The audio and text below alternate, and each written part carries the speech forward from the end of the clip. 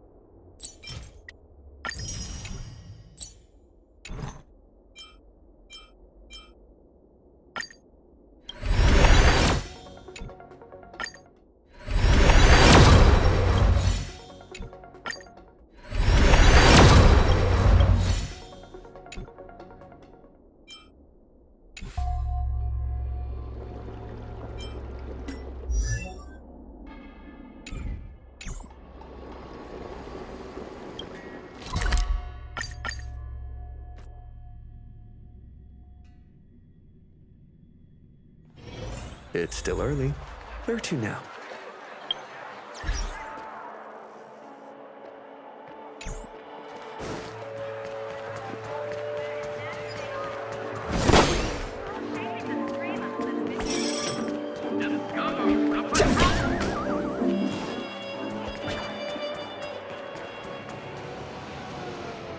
I have a bad feeling that something big's gonna go down. Are you ready? Let's waste no time and head to the theme park then. Mr. Yang.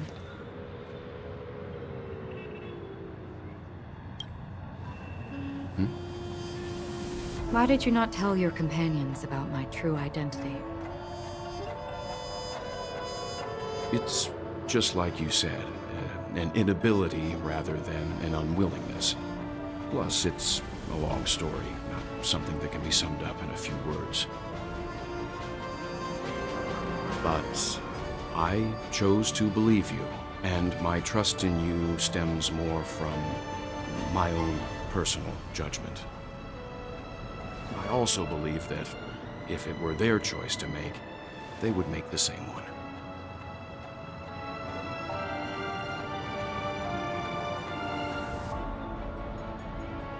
Thank you. I'm grateful. To reciprocate, in the upcoming confrontation, if the odds aren't in the Astral Express's favor, I will stand with you.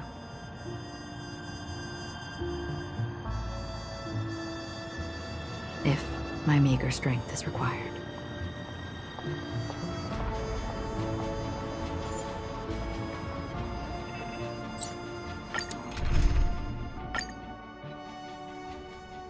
We're back here again. Aventurine actually chose a really conspicuous location. That guy's really taking it to a whole new level. Does he really think he's a superstar or something? Not a soul in sight. The hounds drove out the visitors, and now their whereabouts are unknown too. Everyone, pay attention. The other party has obviously come prepared. Ladies, gentlemen, dream seekers, tycoons, esteemed guests of the watchmaker and the family. Also not forgetting the nameless of the renowned Astral Express. Astral Express, you're late. And this, unsung guest. We've kept your appointment, Mr. Aventurine. It is customary to show yourself as well. I will, naturally. But before that, I've got to introduce our guest of honor. Everyone, give it up for Mr. Stellaron! let me remind you that in all likelihood, this stage and his identity have nothing to do with the wanted murderer. Oh, no, they do. Of course they do. Otherwise, why would I work so hard to gain your trust and then invite you all here? Because he's the only one who saw all 3 homicides. He is the key to proving that the family's death does not exist in dreams promise is nothing but a sham! 3 homicides? That's right, madam. The 3rd one is about to happen right now, right here, in Clock Studios theme park. A truly grand death. You, and you. All of you are going to die. And it's all because of you, Mr. Stellarons. You will become the personification of death.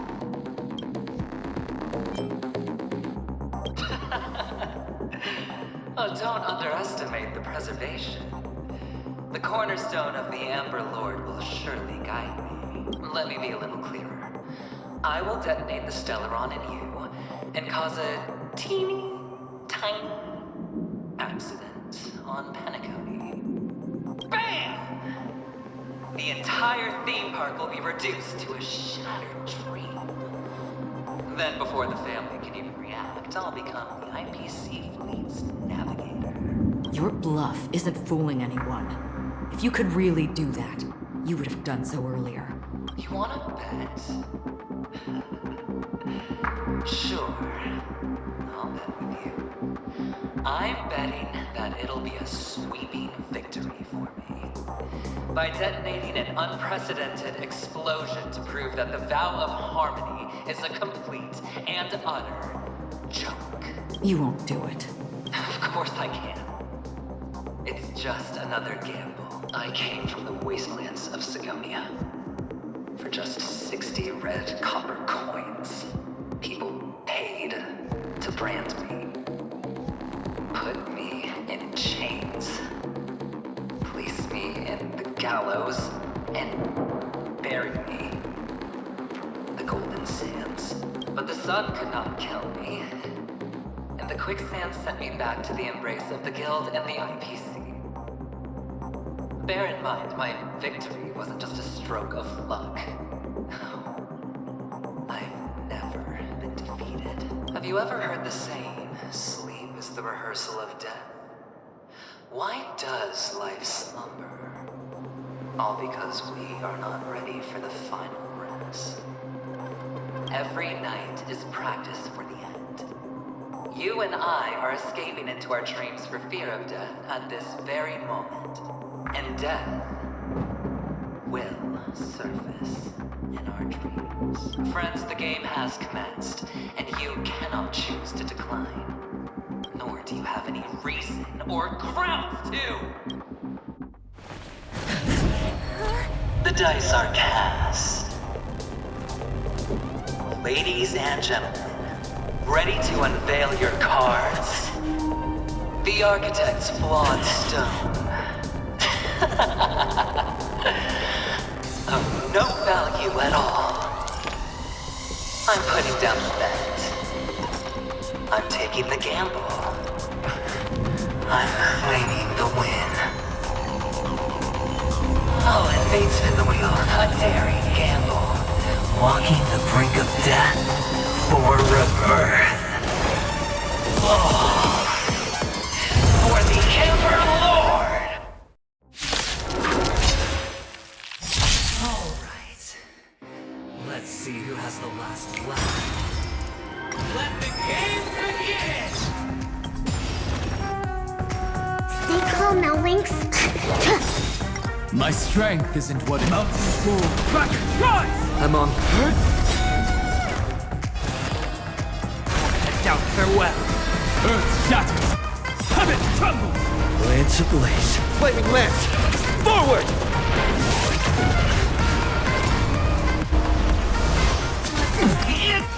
All I know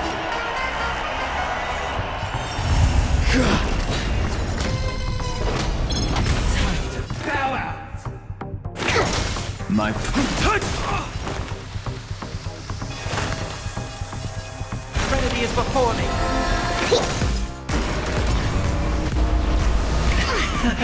Prepare for some hard work. My strength. Commencing research. Doubt farewell. This mortal. Watch over you and guide you on your path.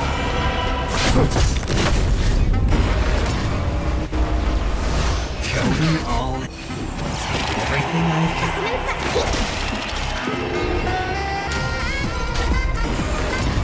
My purpose is Heard the call. dragons soaring above the lands. This is permanent!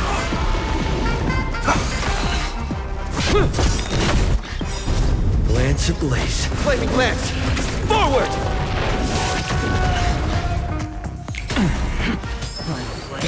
Down from above. My strength. I'll overcome the thorns. Lance at the ready.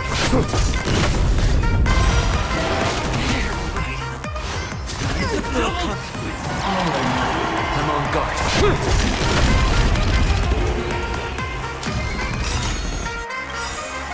Lance ablaze. Flaming lance! Forward!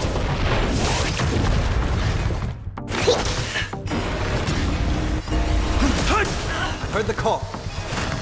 Serenity is before me.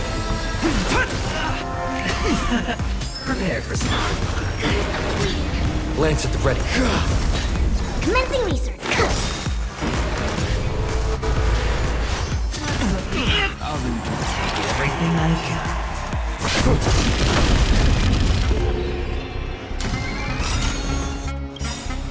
Lance ablaze. Flaming lance! Forward!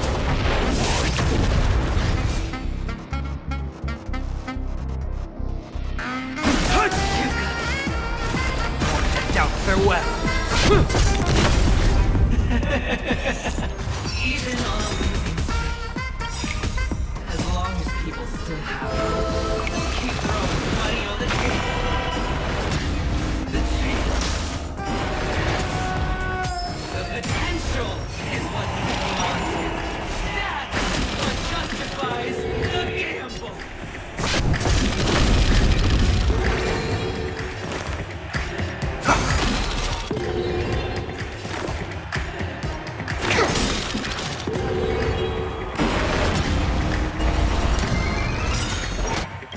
It's all or nothing! Lance ablaze. Flaming lance! Forward! Fancy this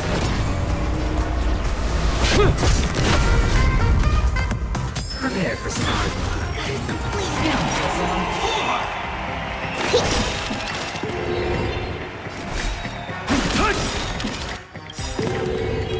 Dragons, obey soaring above the lands! This is permanent! I'll overcome the thorns.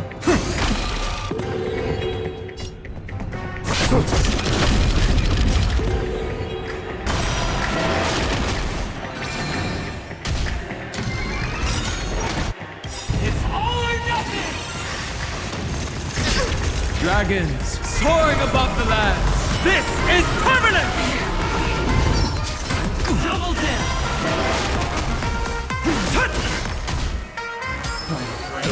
Down. Serendipity! Lance at the ready.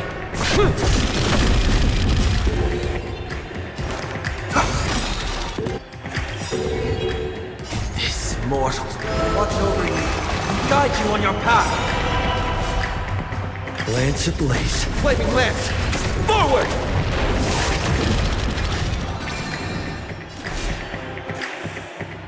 Earth shatters, heaven trembles!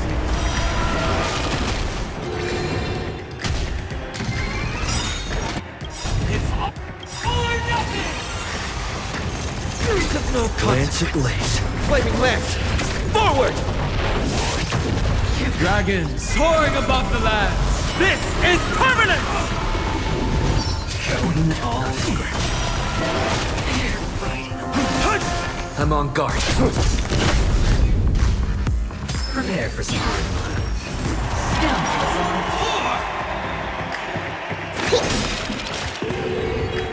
Heard the call.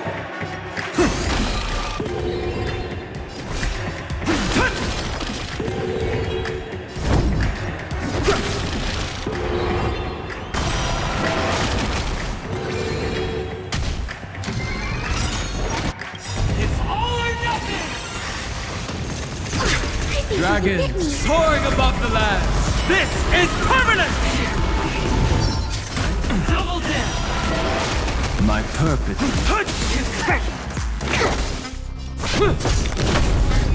Everybody's like that, down to the last player. So why can't I be happy too?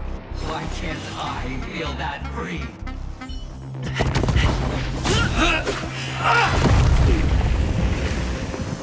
Always hide your ace with a straight face.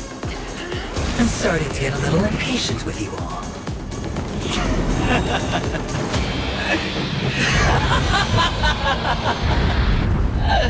Friends, to fully relish this, I'm betting every last chip. Only by casting aside reason does one truly gamble.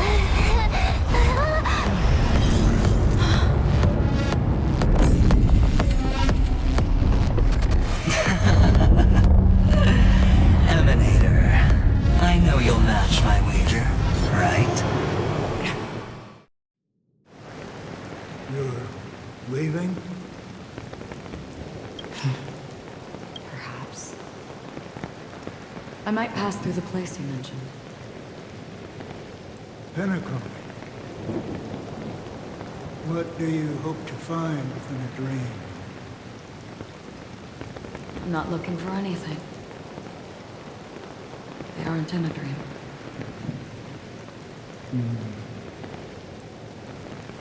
I'm afraid the family will not open the doors for you. Why?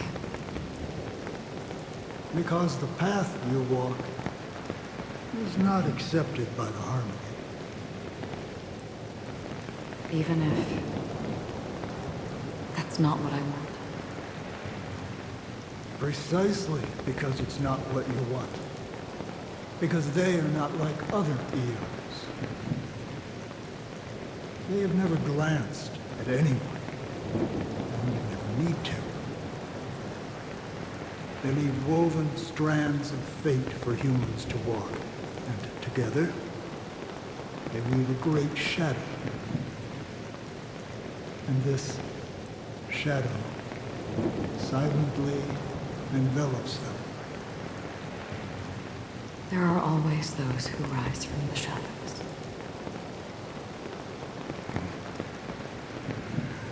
They mostly become a part of the shadow. In your eyes, am I the same? You still have a strand of color. But not much.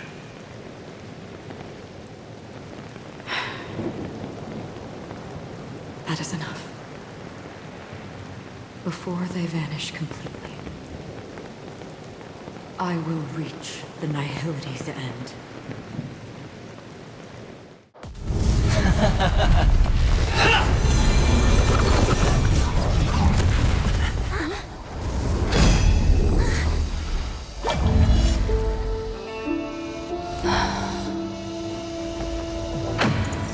I wish to mourn the departed, weeping like rain, to swell the crossing stream.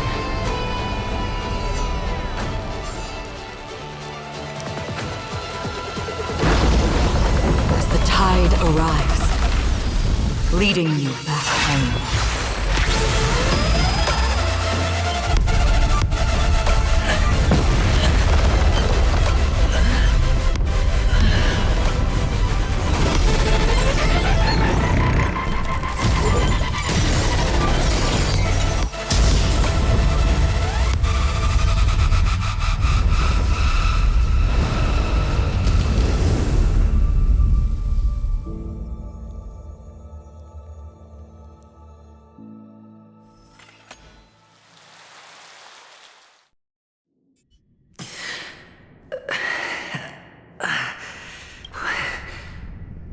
What is this place?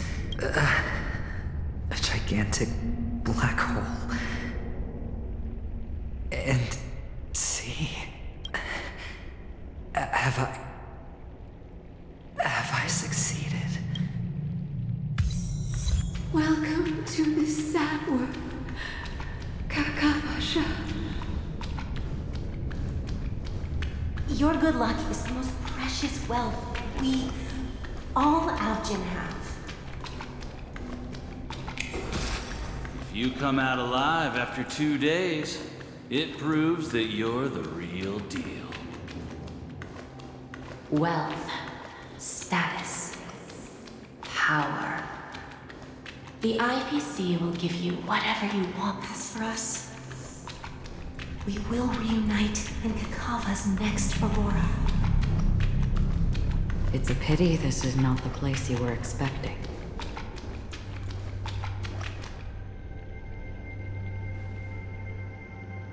Melody. Is it? Perhaps to you, I am just an emanator who's hiding her identity.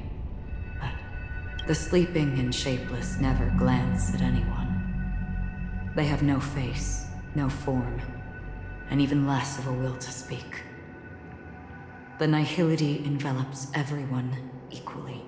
Only some who have gone under their shadow can go farther, tainting themselves with more nihility. That's all. That's all. My friend, you really leave me at a loss for words. So... is this my final destination? The land of the dead? This is all but a fleeting dream. One of the thousands of manifestations of IX. Under the watchful eye of nihility, we momentarily linger here before moving on to our own paths. It seems that my death has already been determined. Even if you wish for it, I can't promise you anything. Now that you've accomplished your goal, I think you can be a little more forthcoming. What do you mean? Your performance at the theme park was wonderful and grandiose.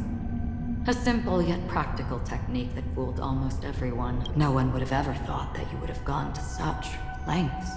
Even staking your life just to prove a fact that had seemingly been disproved long ago. Real death does not exist in Penacony's dreamscape. Why would I do this? Because this is the only way you can uncover a secret that is even more unspeakable than the serial murders. To use this dream death to get there. To that promised land people constantly seek in this grand gathering. Penacony. The legacy of the Watchmaker. The true land of exile. How did you find out? I never imagined that something I learned about unexpectedly would become the key to connecting everything. It's that person's identity, isn't it? I see you're in the know.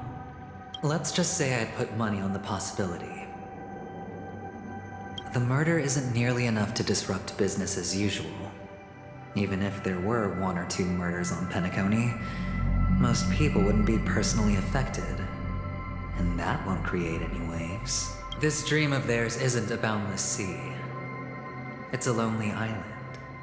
The family used the Harmony to build a high wall and isolate them from the vast and treacherous ocean of the outside world. That barrier they built keeps death out. But it also keeps the secrets that are lost in that watery abyss from floating to the surface. In a beautiful dream, free of suffering, who would want to go fishing for those secrets? No one. Unless someone goes to the other side of the barrier and lives to tell the tale. Someone already has. I got the idea early on, chewing on that masked fool's little hint. If a mute isn't someone who cannot make a sound, then it has to be someone who cannot speak. Someone who survived the treacherous depths, but is unable to take the stage and speak the truth.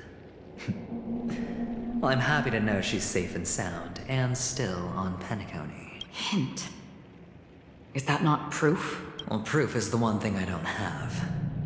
The only thing that can prove these conjectures is for the family to come clean. And with the way they buttered up these outsiders, it seems pretty clear they're intent on covering their tracks. But you don't need proof to have a suspicion. And for me, suspicion is enough. I didn't need to find the Memory Zone meme. I just needed for someone to kill me like it killed that silver-haired girl. You don't sound very confident to me. Going out of your way to make citywide broadcasts in an attempt to involve more people. You are simply betting on the possibility of someone being able to break down the barrier. You're very lucky that fate has decided to let us cross paths. I happen to be equipped with a very sharp blade. Sharp enough to slice through the veil of dreams. I can also carve the Harmony's brand off of you. You possess great cunning, deliberately setting us up to be on opposing sides, constantly repeating the words of the Emanator in front of others, leaving me no choice but to draw my blade against you. And that's how you win. Opportunity and strategy, both are essential. And in your plans, the IPC always wins. Even if you lose the bet. To the family, the life of an ambassador is still invaluable. Well, it's a huge gamble, isn't it? But allow me to point out a mistake. The IPC's success is not guaranteed. I, unfortunately, have no contingencies for such an important matter. Detonating a Stellaron. I can't do it. The Aventurine Stone is too broken to even safeguard my escape from the stage. If, at the end of the day, you did not unsheath your blade, I would have lost the bet. It is pointless to discuss what-ifs. You have won. Your prize is an entry ticket into that deep sea. And after this, whether you can return from the abyss is another gamble of yours. Have you never wavered? Wavered? Of course I have. But I can only bank on my own good fortune, because other than that, I have nothing. Wake up from this dream and go to where you should be. Your gamble is not over yet.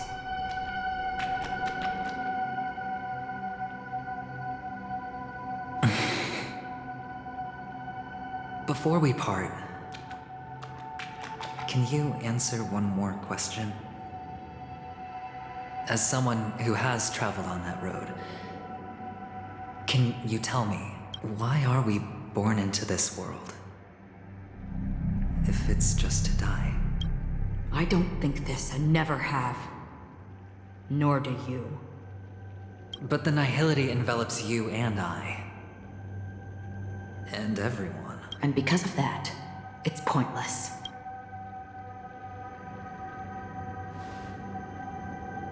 But it is still there.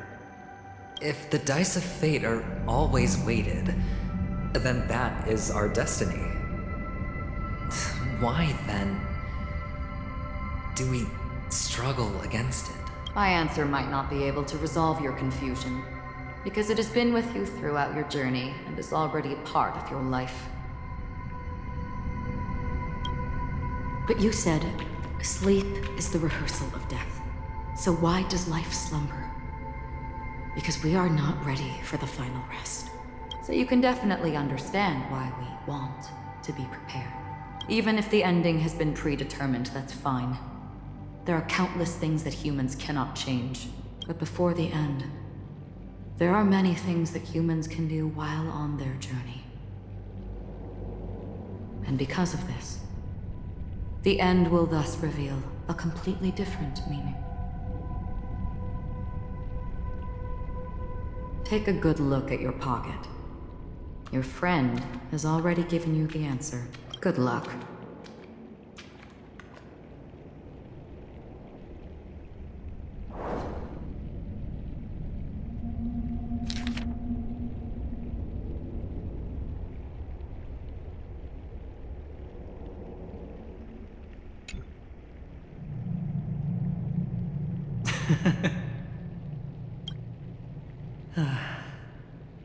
Then I shall get going.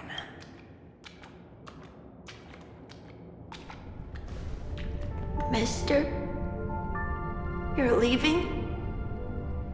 You ultimately chose to leave this dreamscape?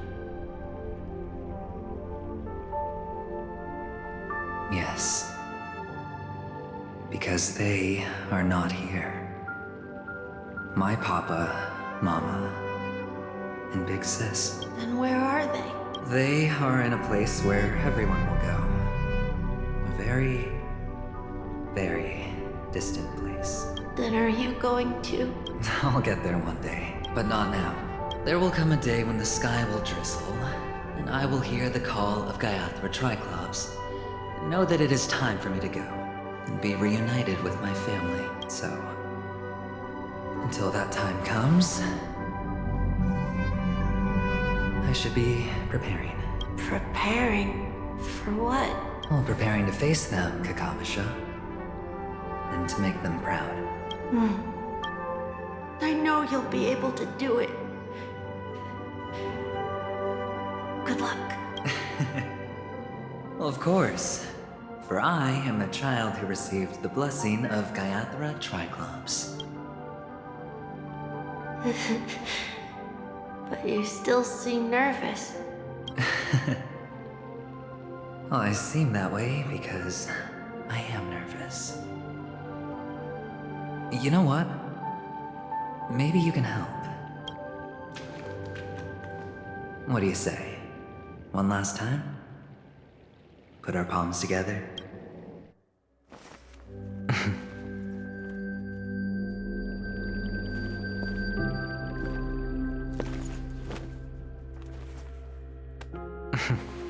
Are you going now? Yes.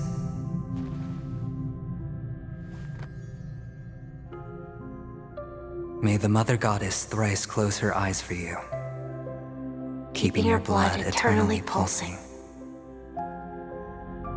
May your journey be forever peaceful, and your schemes forever concealed. Our paths will cross again beneath Kakava's shimmering auroras. Farewell, Kakavasha.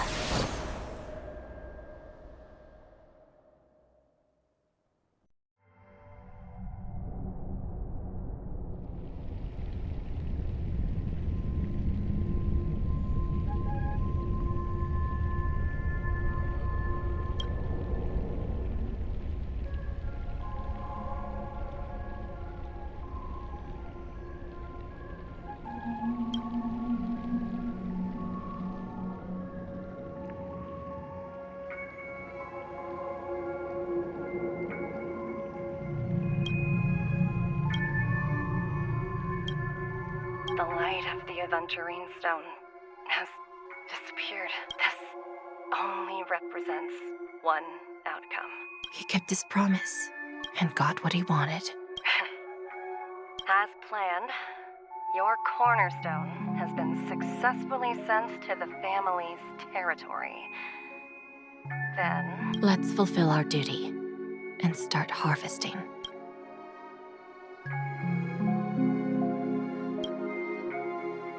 Here I greet, here I whine, here I claim. I grant poison for nectar, sow in spring to reap in fall. Await wizened fruit to fill livened bows. All for the Amber Lord.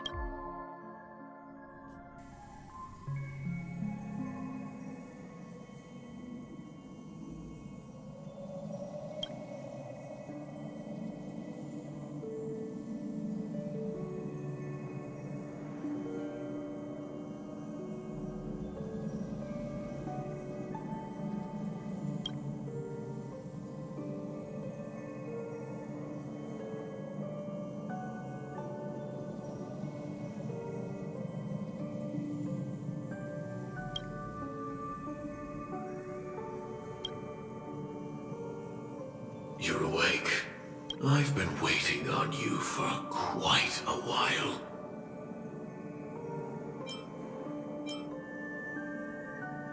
I didn't do anything but wait for you to wake up. You've met me before. I'm Sam, a Stellaron hunter. I originally planned on showing up earlier to reveal some truths to you. But I encountered more roadblocks than expected. 11 times I've tried, but ended in failure. Before I knew it, this world and I became too intertwined, and it became too difficult to escape the constraints of the script. Elio is right. In this land of the dreams, you and I will reap unforgettable gains. I don't know people's hearts as well as he and Kafka do. Nor do I have a specialty like Silverwolf and Blade. Most of the things that I'm good at only apply to villains who need no mercy. So, there is only one method that I use. This is to show you.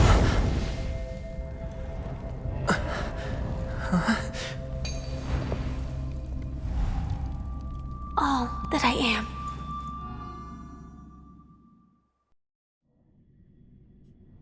Labyrinth-like corridors and halls? Traps everywhere?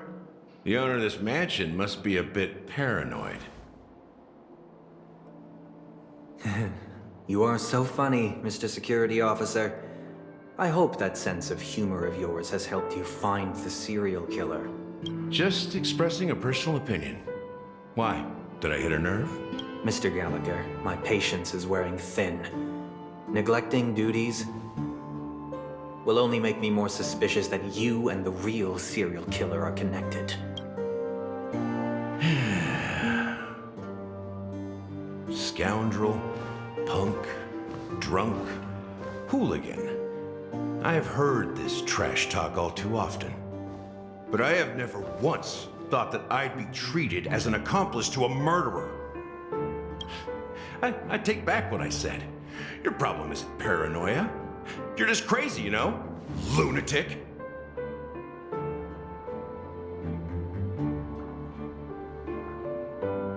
You, the family, you broke my spine and pulled out my fangs, and now you want to accuse me of murder? Ridiculous. Only idiots who've drunk too much Soul Glad will berate a stray dog in the streets. What exactly is making you say all this nonsense? You should be more concerned about the Outworld visitors who are making a scene in the theme park than me. I don't need you to remind me. The moment that ambassador walked out the doors of the mansion, I knew what he was trying to do. My servants see everything. His little magic tricks may have fooled me, but no matter. I'm happy to see how things have turned out. Why do you think that I just let him go? And why do you think I emptied the theme park stage? Because my target from the beginning has always been you, Hound.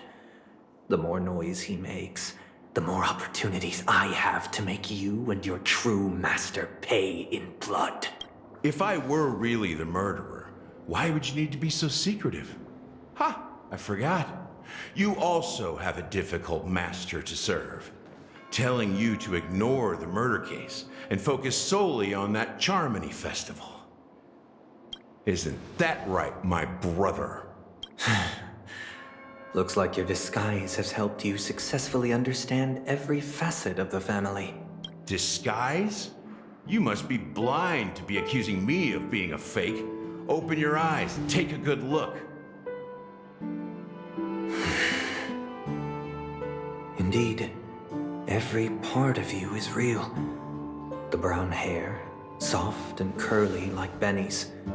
The orange eyes, which make me miss the gaze of Sir Whitaker. That odd scar, the mark of Wolsey. And the gray vest, tie, hound emblem, bottle, the bartending, and your role as a security officer. These are all true traits. From all 52 loyal family members. When they are gathered, Countless tiny truths are woven together into a lie. You collected a small piece of each of them and claimed them for yourself. Then you invented this facade. A complete Gallagher. Tell me I'm wrong, minion of the Enigmata.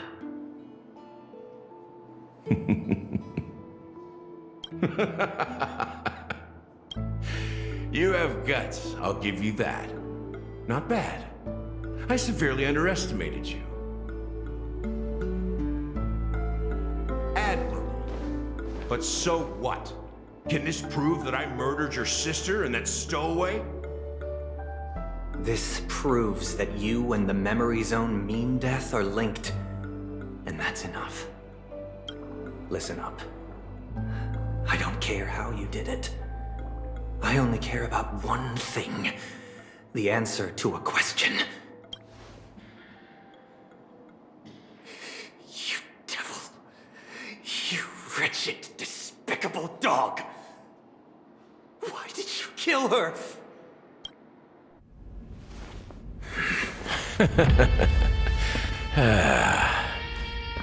You know, in the thick of things, people are blind to the grit in their eyes. Yet they can always feel it scratch. Want the answer? I'll give it to you. The whole thing is just fate playing a cruel joke on us.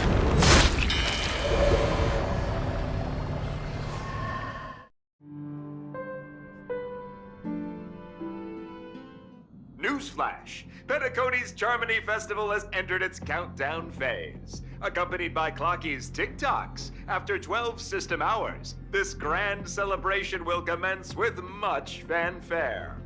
I already told you! We can talk things out! I'm sorry, Fluffy. I really have something urgent to attend to, so I had no choice but to resort to asking this favor of you all. Since you already know what you're doing, I'll also have to remind you of its risks. Hey, partner, what's with the hostility? I thought pulling this thing out was just a way of saying hello. For the last time, state your identity and purpose. My name's Boot Hill, and I'm a Galaxy Ranger. A Galaxy Ranger? You look like you seen a ghost. Did you think we all went extinct? Well, that's the price you pay for being off-grid for too long. The righteous heroes of the hunt would never hijack the Astral Express. I ain't hijacked anything. What, chatting with someone while holding the gun is considered a hijacking? It probably is. Pardon my frankness, but there are plenty of rumors in the cosmos regarding the Galaxy Ranger's current status, and none of them are pretty stories. I have a hard time believing you. Oh, this is hilarious. The tale that this bunch of fools spin is getting out of hand. There's even a bit about the Galaxy Rangers being turned into gibbons by Dr. Primitive, and they're in some valley screwing around on swings. Of course, I know you won't believe me, which is also why, similarly, I have a hard time believing that you're the real Nameless. See the bullets in this gun? 9mm, an eternal classic. I may need the Astral Express's help right now, but if you're an imposter just like that one, then this bullet might just end up in my head. I can't allow myself to be exposed to danger. That's just the way it goes, so you all have to first prove yourselves, eh? Huh? Where are you going?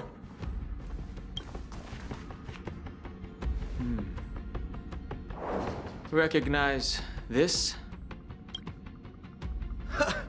It's a model fudger. The Jade Abacus of Ally and Oath. The Cianjo really gave this to you guys? Model fudger? This is the Jade Abacus gifted to the Express by the Xianzhou Luofu's general, Jing Yuan.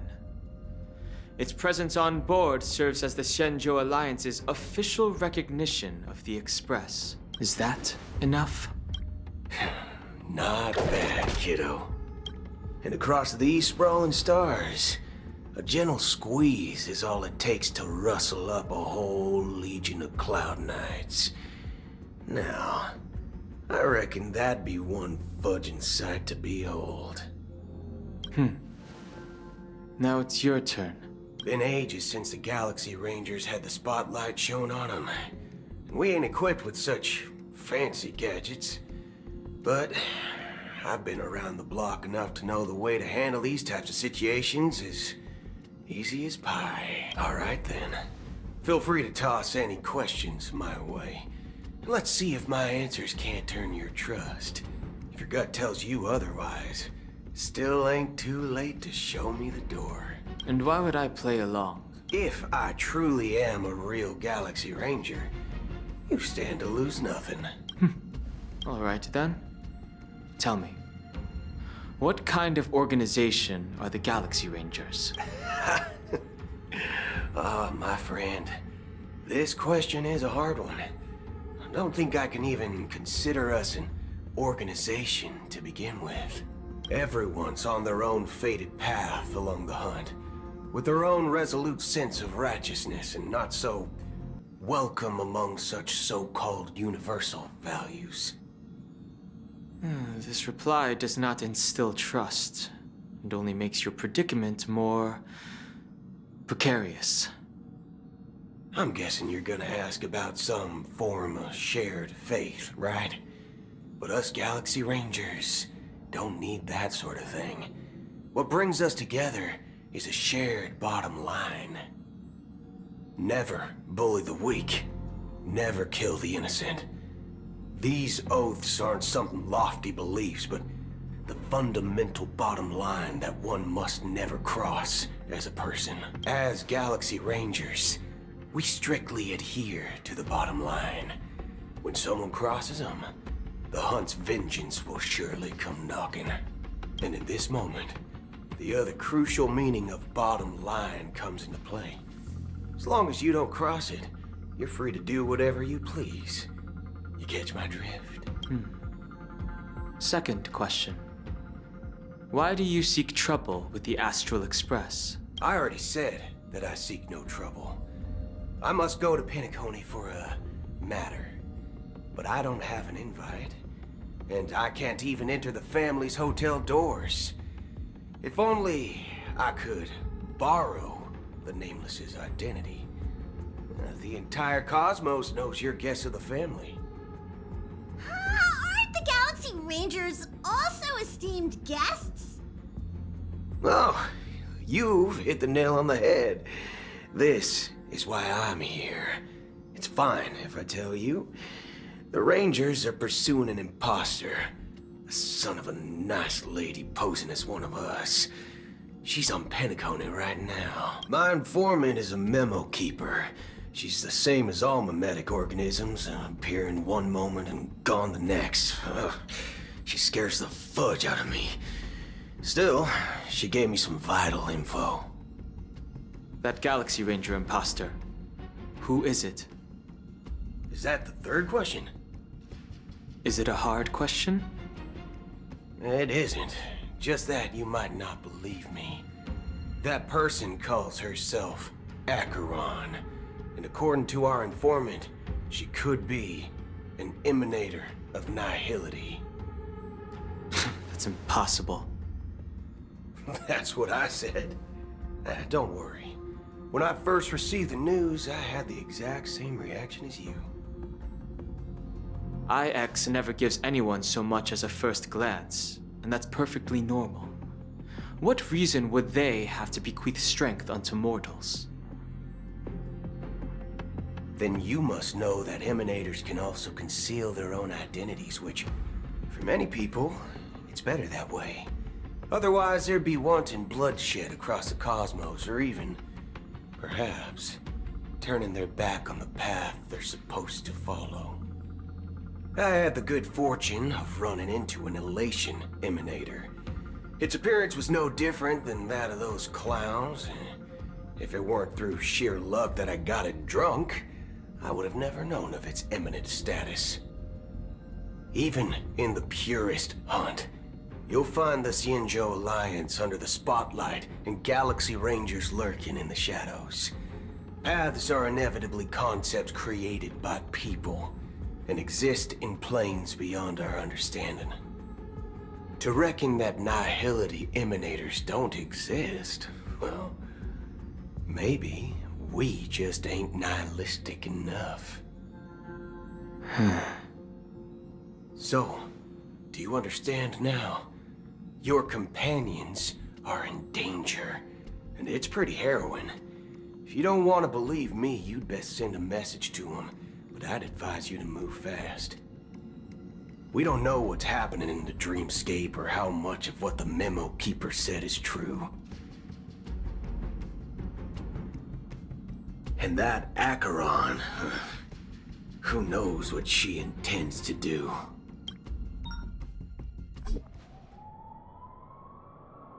I don't intend to do anything. That's not up to you. Did you know? People who come to the land of dreams for the first time, they'll subconsciously stop to reaffirm that they're still walking on solid ground. And then they will unanimously raise their heads to gaze at the sky. Be it reality or dream, staring at the sky is instinctual for humanity. Since the day that the golden hour was completed, it's always been there, watching over every single night of decadence. But now this night sky has been mercilessly severed, dyed with the mist of nihility. And this whole event happened within the course of a single slash of a blade. A single slash of a blade isn't really accurate. It was actually 2 blades, just that the second one was faster. That's not the point. Many guests who weren't supposed to be invited have gathered at this banquet. Even if the harmony is all-embracing, I have no choice but to show some of them the door. For the sake of Penacony and the peace. The planet of festivities has no place for you, a puppet of nihility. Those who live in the shadows do not bear the right to tread the illuminated stage. Speaking of living in the shadows, there's probably not much difference between us. It's only polite to reveal your true self, at least when speaking to others. Penacony's Dream Master.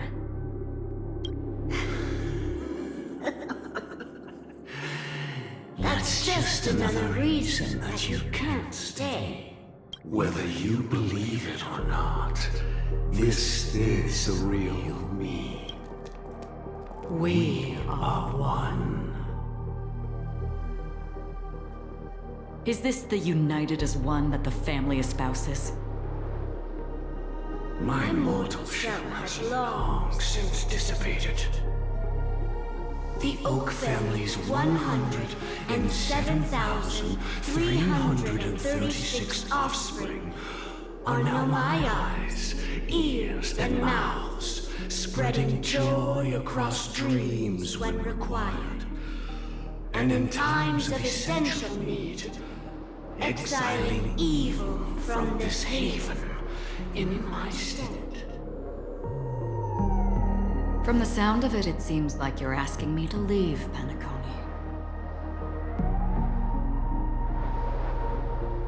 I am glad that you're an understanding one. Alas, I'm not asking. If you think you can. Are you threatening me? I ended it with a period. It was a statement, not a threat. Knowing who I am and still showing such malice. You're not the first, nor will you be the last. This scene played out many times before.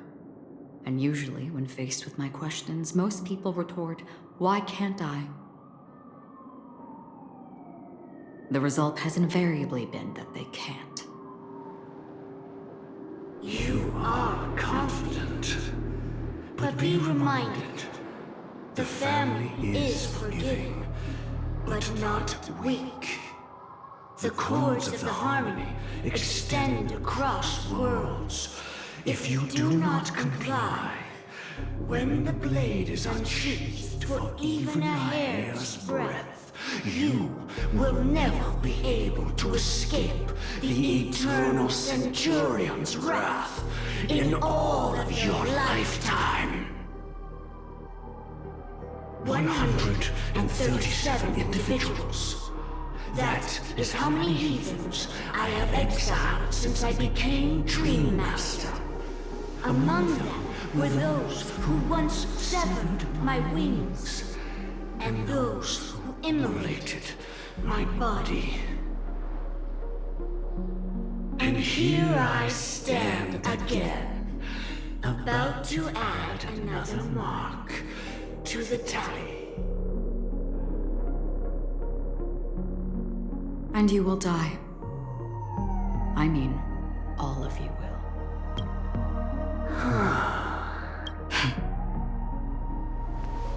But that won't come to pass. I'll do as you ask.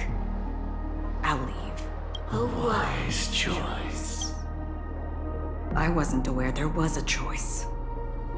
To you, that surely is the only option. Please bear in mind, you and Penacony are of different worlds. Those born on the far bank cannot seek solace across the river. Leave and never return. The radiance of the planet of festivities is overwhelmingly bright, luring in tricksters, wrongdoers, and criminals.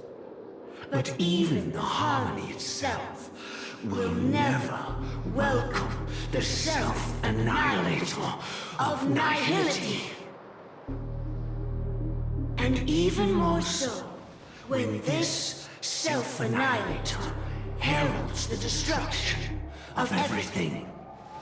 Your strength is obviously a gift of the sleeping and shapeless, immeasurable and fathomless, like a tributary spawned from the abyss that brings death and sin to all.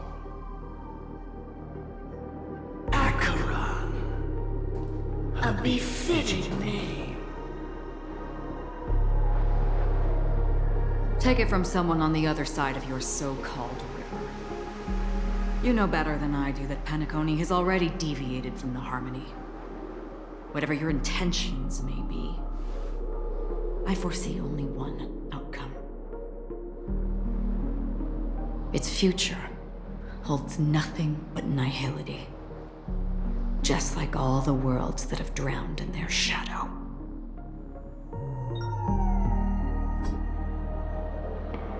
Attention, please. The unusual event that occurred moments ago was due to a technical malfunction at Clock Studios theme park. The family has promptly responded to secure the area, and we're happy to report that there have been no injuries. Oh, I swear that was no movie shoot. So many chips fell from the sky, and I even caught one of them. But it vanished in an instant before my very eyes. Excuse me. Are you talking about the Clock Studios theme park incident? Yeah, what about it? Oh, Miss Robin! Am I seeing things right? No need to worry. I apologize for any inconvenience caused to your delightful dream journey. What you just mentioned about the chips really piqued my interest. Would you mind providing more details about the incident? Oh, it was just those chips you normally see everywhere. The green ones? They fell from the sky as if it were raining. And then those chips simply disappeared. It appears to be the Dream Sim tech the Iris family has been developing. Huh? Miss Robin, you mean those chips were all part of a performance? But I really... Shh. This technology hasn't been made public yet.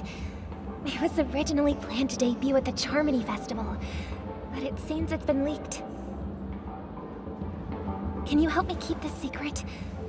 The raining chips were supposed to be part of my act. Oh, I see! Then it all makes sense now. I'll do anything to help make the Charmony Festival a success! Thank you. As appreciation, I'd like to give you a token gift. Oh, this button is...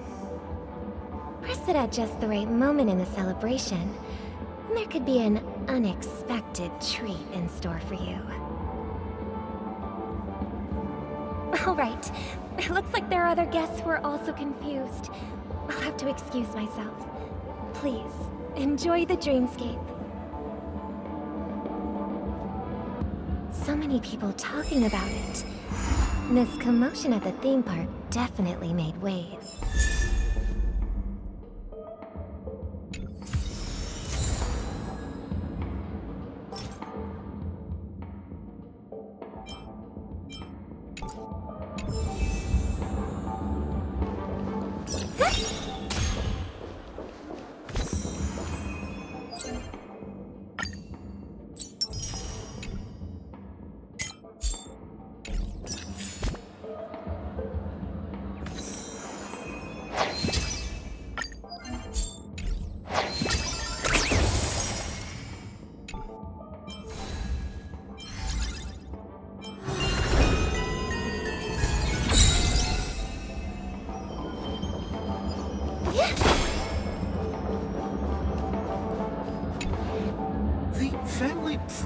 They would protect the guests within the dreamscape, but I witnessed a group of organic life forms making their way to the theme park. And soon after, a rip tore through the sky, and black rain started leaking out of the void. The family needs to provide a reasonable explanation, or I'll take my loved ones and return to reality. I thought the dreamscape was supposed to be a paradise. If it's not, then there's no point staying here. It appears the good sir has seen many great events. And it's true that an uninvited guest has unexpectedly entered the dreamscape. However, their target is not the ordinary guests, but the ambassadors of the IPC. The family will certainly ensure that the safety of the guests is of the highest importance. Miss Robin, I know the Bloodhound family has already sealed off the theme park and has control over the situation, but it won't resolve the problem. The family can try their best to protect their reputation, but as a guest, I don't wish to gamble with my life. But as you can see, sir, no innocent bystanders were affected in this incident.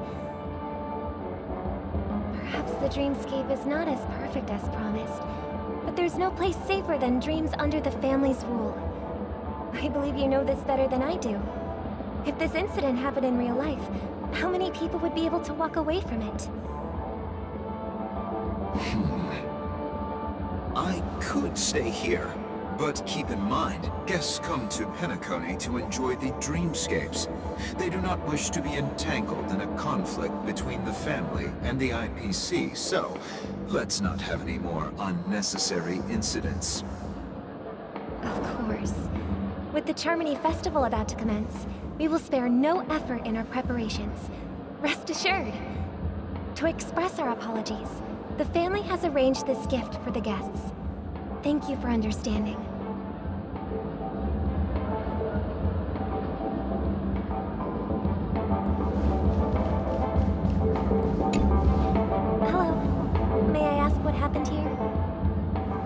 nothing to be worried about. There's been a small rehearsal mishap at Clock Studios theme park. Please stay calm. Hey, are you a fool? You don't even recognize Miss Robin? Who do you think you're talking to?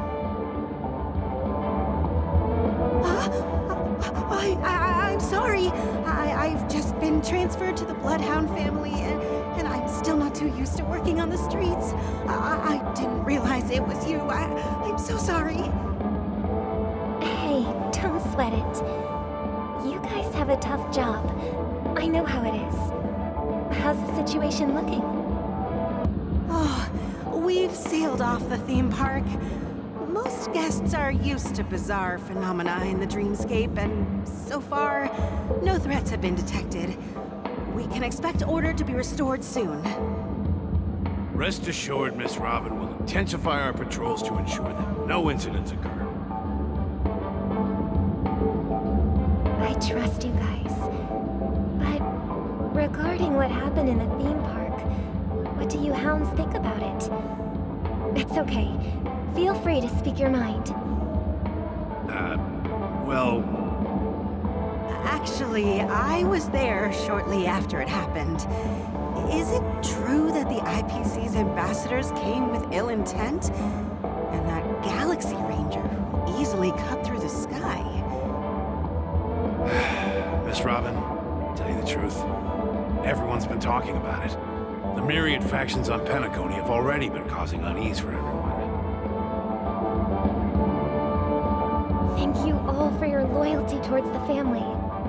The planet of festivities has indeed run into some trouble.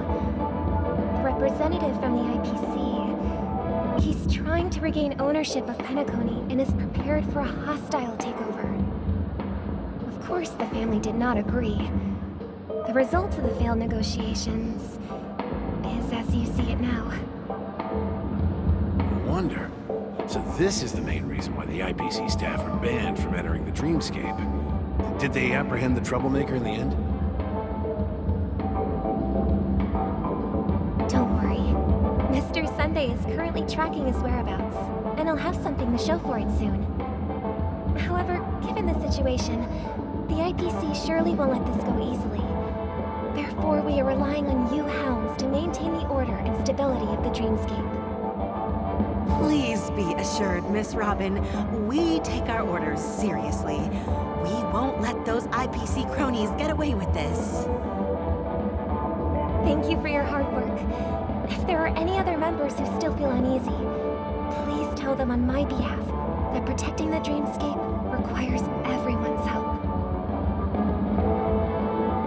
This is a small gift prepared by the Iris family for the guests. There's one for you too. Please, open it at the Charmony Festival for an unexpected surprise.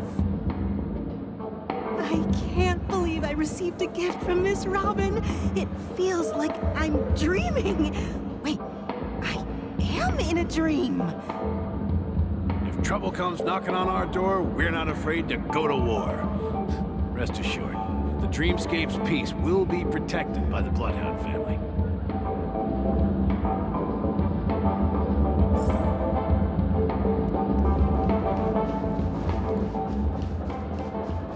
Shall begin.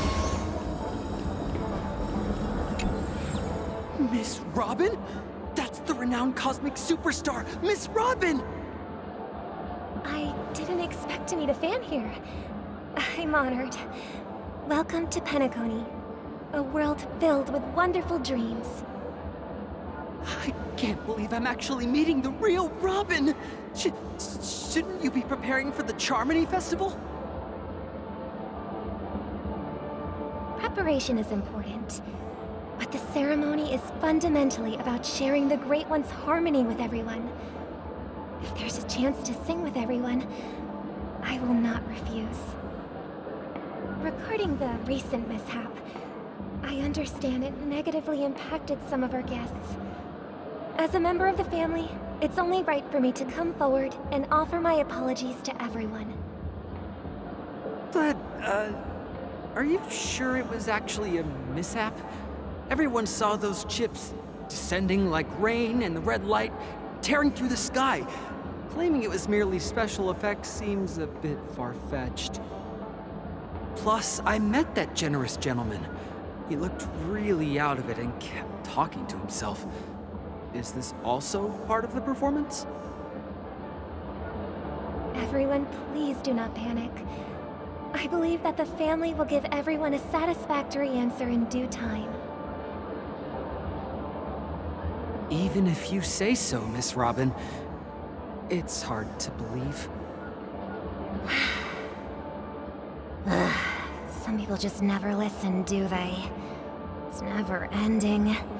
It just goes on and on. I'm getting really tired of this. Miss Robin? Still, I suppose I should keep on helping everyone. I am the epitome of joy, kindness, and goodness, after all. Huh? What was I just doing? And, who might you be, miss? Here, take this, little guest. This gift has been specially prepared for you by the family. Make sure to take good care of it until the opening of the Charmony Festival. Then, when the show reaches its climax, press the button together with the others around you. You never know. Something very exciting might happen.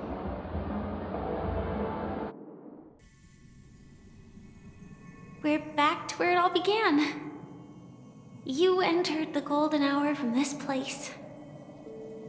And it is also from here where you will enter the true Penacony. It is a pleasure to journey alongside you once more. But it's time I laid bare the entire truth before you. As you might have... I know you have many questions. Do you remember when we encountered death in that strange dreamscape? When I was caught by that meme? In that instant before it killed me? I saw the reflection of another dreamscape in its ghastly pupils. So, following the clues in the script, I came up with some theories about the meme. That's why I instructed Silverwolf to issue invitations, drawing everyone to the Dreams Hotel. I intended to call upon death before you arrived, to solve the riddle using more direct means, and then invite you to join. However, contrary to my wishes, I couldn't defy the script, and I didn't get a chance to explain it to you. It is how you see now. I was impaled by the bladed wings of death. The heavy pressure of concentrated memoria miasma exploded in my mind as if it was actually reality. But after the momentary numbness subsided, I found that my body was absolutely unscathed. I was still alive. And it was just as I thought. I had arrived at a place starkly different from this beautiful dream. Beneath the dreamscape of Penacony lies another, more chaotic, more primal memory zone. Its name? Land of the Exiles. And so, then I returned to the hotel in the dreamscape, hoping to tell you of its existence. Yet I could not reveal my own identity. So, I could only divert your party's attention and lure you away from the battlefield. And after, all my attempts proved futile. It wasn't until not long ago when a crimson blade of light shattered the high wall of the dream, causing you all to fall far into the abyssal depths of the dreamscape, that I was able to awaken you and your companions one by one. And that's it. That is all that's happened so far. I know it's tough to believe all this without reservations. I just want to say, You are very close to the final answer. Just one more thing needs to be done. And then I can prove it to you. Now, let's leave this place. Please close your eyes. Take a deep breath. And visualize the dreamscape's outline in your heart. And remember, you must not open your eyes at all times. 3, 2, 1. Don't be afraid. The one who has come to greet us has arrived.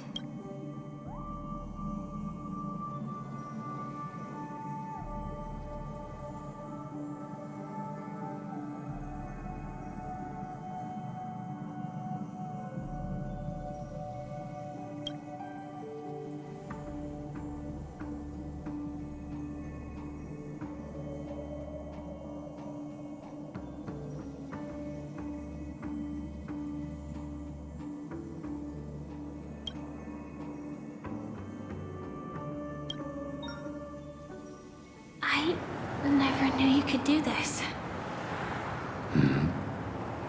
Do you have a driver's license? I do. That is surprising. Why?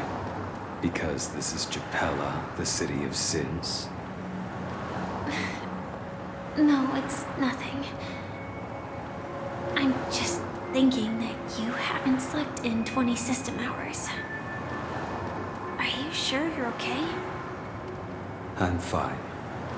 I'll survive. Same goes for you. I'm not so sure about that.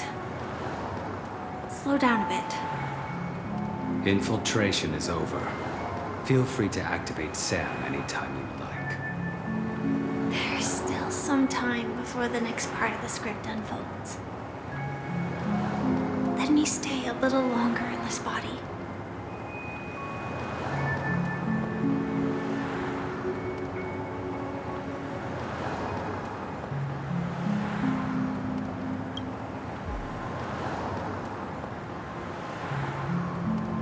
Such a long tunnel. Didn't feel this long when I set off. In half a system hour, it will lead us to Kafka. And then comes the downfall of the Japella Brotherhood. Is that also part of the script? It's in your script too. Sorry. I didn't notice. Their destiny won't change just because of your selective ignorance. I told you before, it's a bad habit. What about you then? Is this the moment you finally find the death you've been looking for? As always, it's a blank slate. It's not on this planet. Why the sudden inquiry? Because I'm currently in a car with a sleep-deprived driver. I just want to get there in one piece. This car has full self-driving capabilities. I'll just put my hand on the steering wheel. Will that do? Hey, don't take everything so seriously. Elio would always say there's only one type of destiny. The inescapable type. He can see the future, and we, likewise, are aware of our predetermined end. But before that moment arrives, we can still choose what we do. We all have this right, don't we? After today, Japella's name will disappear from cosmic history, and the Everflame Mansion will take its place. In the not-too-distant future, you'll receive an invitation. That's your next stop. Land of the Dreams. Penacony. I hope you find whatever you seek there. Be it answers or salvation.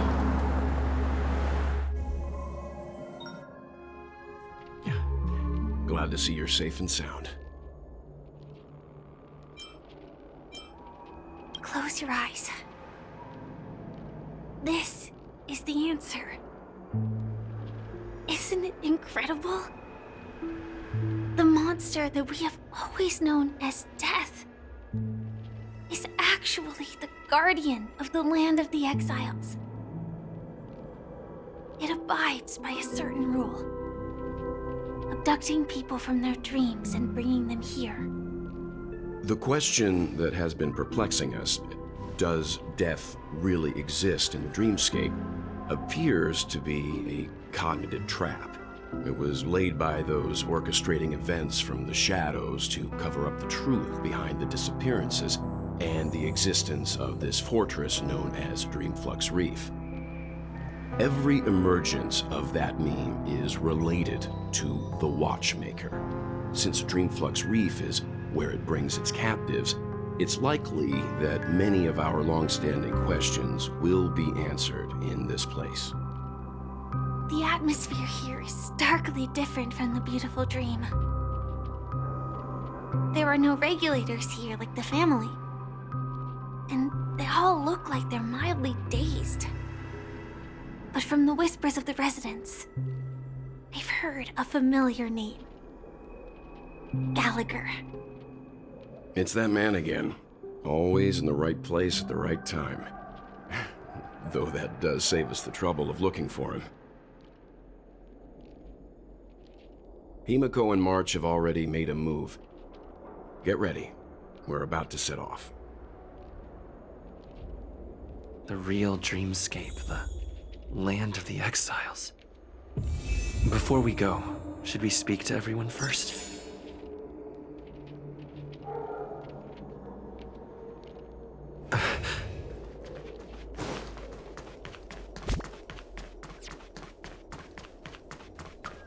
Keep going straight down this alley and it'll lead to an elevator. It'll take us to the center of the land of the exiles.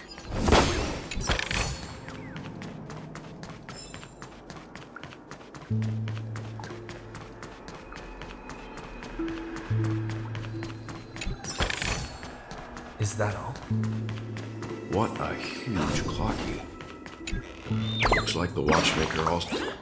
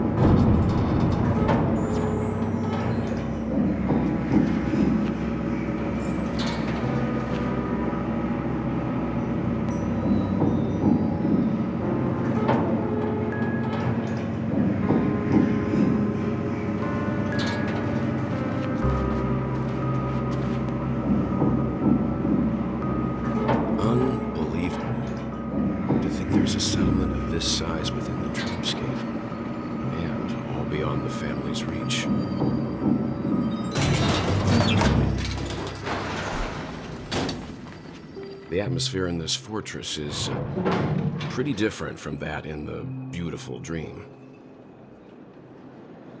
When I first saw it, I was in awe too.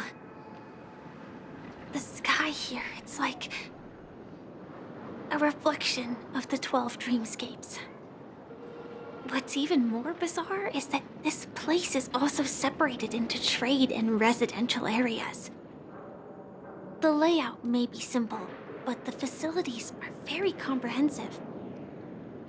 It seems that there are quite a number of people living here.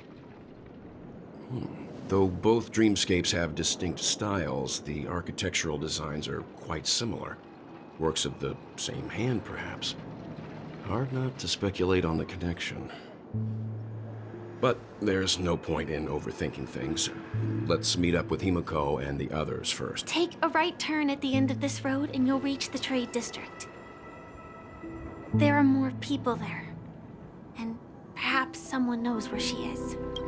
Not coming with us? The Astral Express likely needs room for some internal deliberation. In the meantime, I'll try and locate Gallagher. Sure. Let's reconnect later. Letting her go was the right decision. Further observations are needed before we decide whether to trust her. But first, there's someone I need to talk to. Let's go. I'm sure you've already noticed him. Not exactly. I've only met him once. Look, over there. The Reverie Hotel's bellboy. How did he end up here? And right after Miss Acheron severed the beautiful dream. We'd better check, just to be sure. Perfect for me. Perfectly legal for me to stay.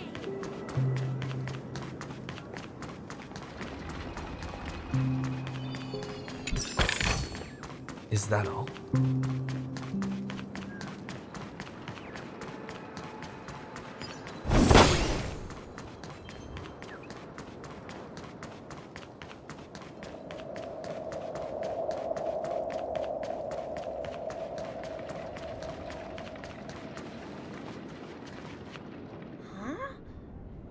The guest from before.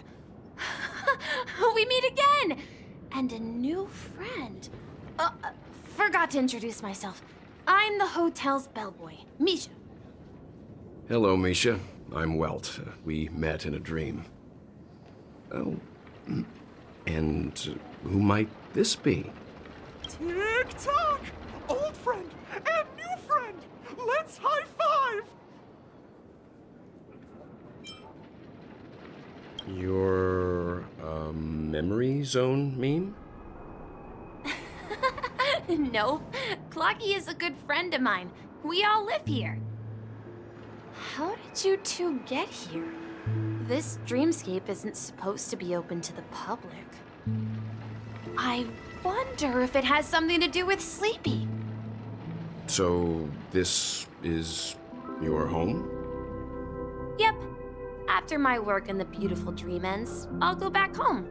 Commuting used to be more convenient, but ever since travel became cumbersome, Sleepy started ferrying people back and forth between the two dreamscapes. This Sleepy. Can you describe what it looks like? Sleepy is a memory zone meme. Looks fierce and has many eyes, but it's actually really well behaved. Gallagher's been taking care of it.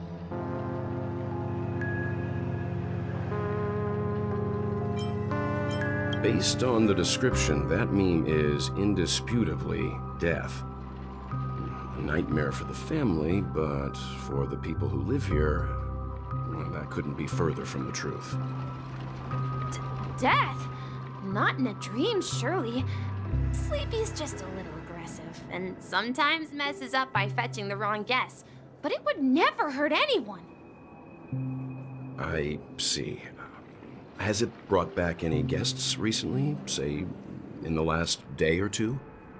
We're currently investigating a missing person case that occurred within the beautiful dream.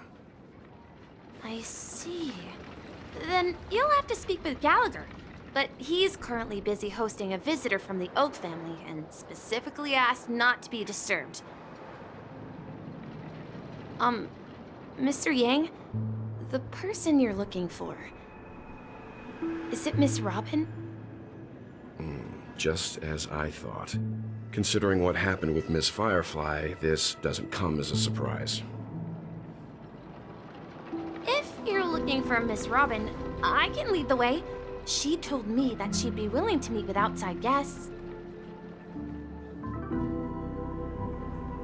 If it's not too much trouble.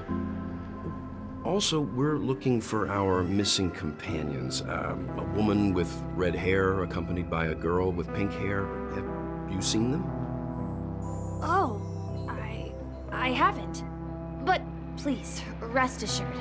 Dreamflux Reef is a small place, and it's not as bustling as the beautiful dream, but its safety is unmatched.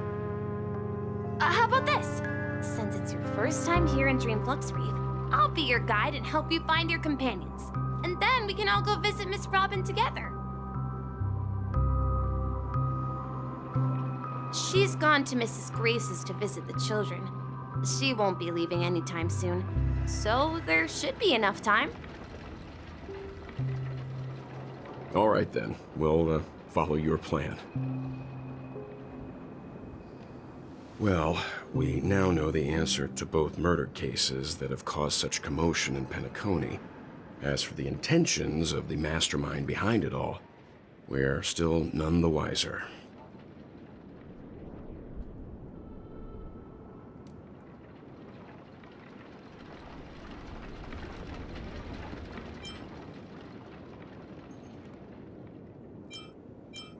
Yes, that's my thinking as well. I'm not entirely certain, but we still have to find him one way or another. Say, you mentioned before that you saw Clocky that only you could see, right?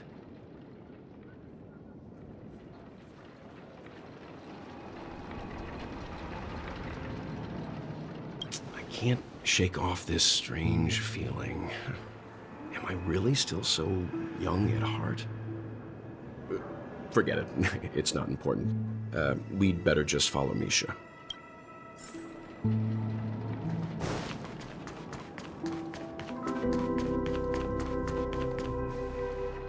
Everyone, look! From here, you can see the most spectacular view of Dreamflux Reef. A black hole? No. An accretion disk formed from consolidated memoria?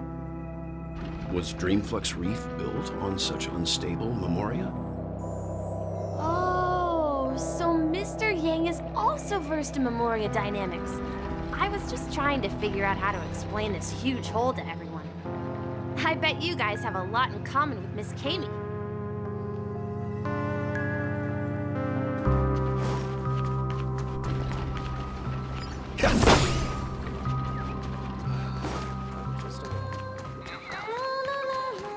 Look, there she is. My calculations are finally done. In another 10 system hours, the above dream will swallow the dream below. My hypothesis was correct. This place will cease to exist as the dream devours everything. Who are you all, and why haven't you left yet? This place is about to disappear.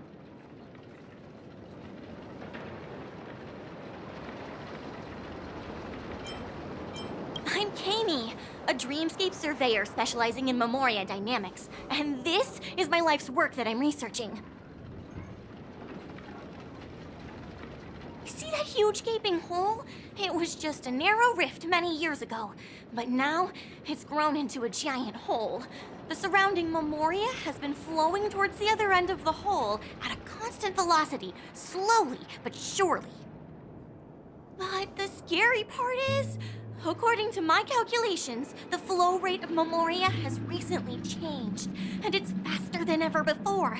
It's almost as if something is sucking it in from the other side. By constantly improving upon Madame Rosalina's memoria measurement method, I've finally obtained accurate results. After 10 system hours, the Dreamflux Reef will cease to exist. It will disintegrate like a melting glacier, and then fuse with the sweet dream fragments on that side of the void. Please don't worry.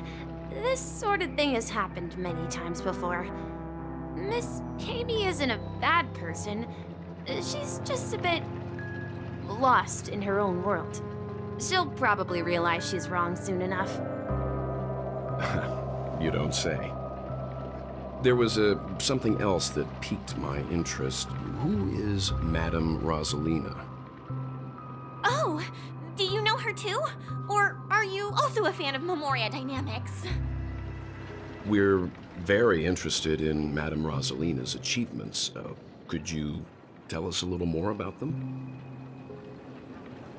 Why, of course! She's an excellent scholar of Memoria dynamics, and the first person to apply Memoria rate measurement methodology on interstellar travelers. Regrettably, due to the presence of the Garden of Recollection, ordinary people don't pay much attention to the nature of Memoria. She departed this world without much fame, leaving only a few thin journals behind.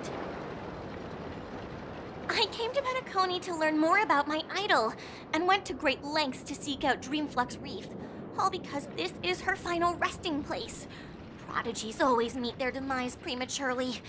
If only Madame Rosalina had more time, she would have discovered a way to reverse the flow of Memoria. I felt it. The source is in the golden hour.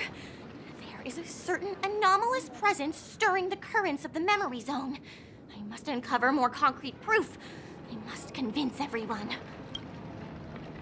Does the name Madame Rosalina sound familiar to you? That's right. It seems like she did a great deal of research and calculations in Dreamflux Reef before abruptly passing away. Miss Katie regularly mentions her. I hear Madame Rosalina passed away during the prison war. She could see the Penacony of today. Its people building homes in the memory zone. I bet she'd be really happy. Perhaps. Our destination is the commercial district. That's...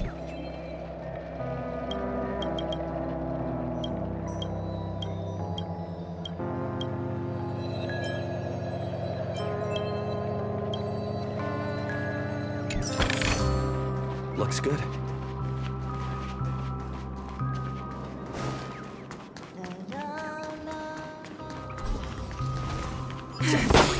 Let me go! Please, come to your... Ghost! There's a ghost! Don't come near me! Oh my. I'm human and so are you. Can you get a grip? Ah, there you are. I've been waiting for you two. Quickly, come help. I bumped into a member of the family on the way here. He was so scared and I just wanted to calm him down. But... Let me go! Let me go! I've only done good in my life. Why can't I rest in peace after death? Well, this is how it turned out.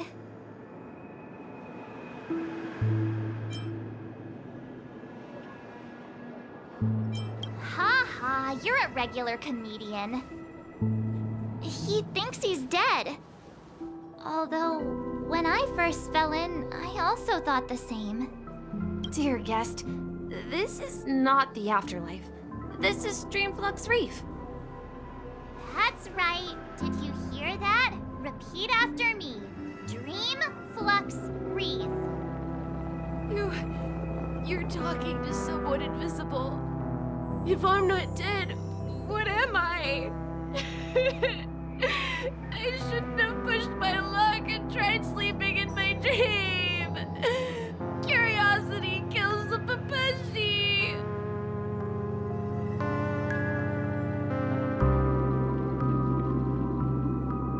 Stop asking! You'll alert the monsters. All the dead are right here. All of them. You're not talking about the memory zone meme, are you? Don't say that name!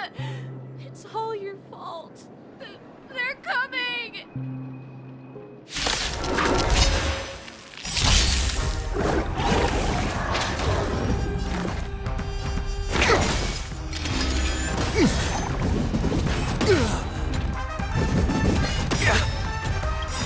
Lance ablaze. Flaming lance!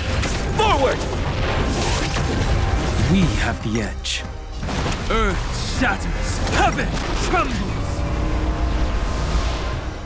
Defend the weak. Serenity is before me. My strength isn't what it was. Mountains roar, dragons rise!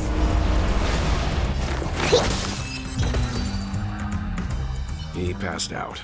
His intense negative emotions attracted the nearby memory zone memes. I see. But why aren't the other people around here scared? Unlike in the Sweet Dream, people here don't see memory zone memes as dangerous monsters. And even if they pose a threat, people can easily escape by forcing a wake-up call. But we can't just leave this man here. Can we take him somewhere safe? We can ask Jessie for help. I've gotten to know many locals while waiting for you guys. Everyone here is living a self-sufficient life. I don't know.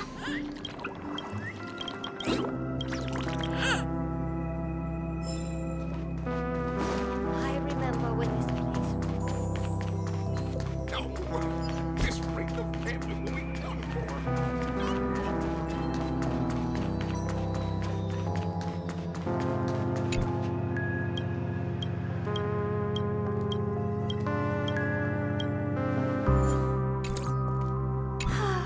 Tell me about the song.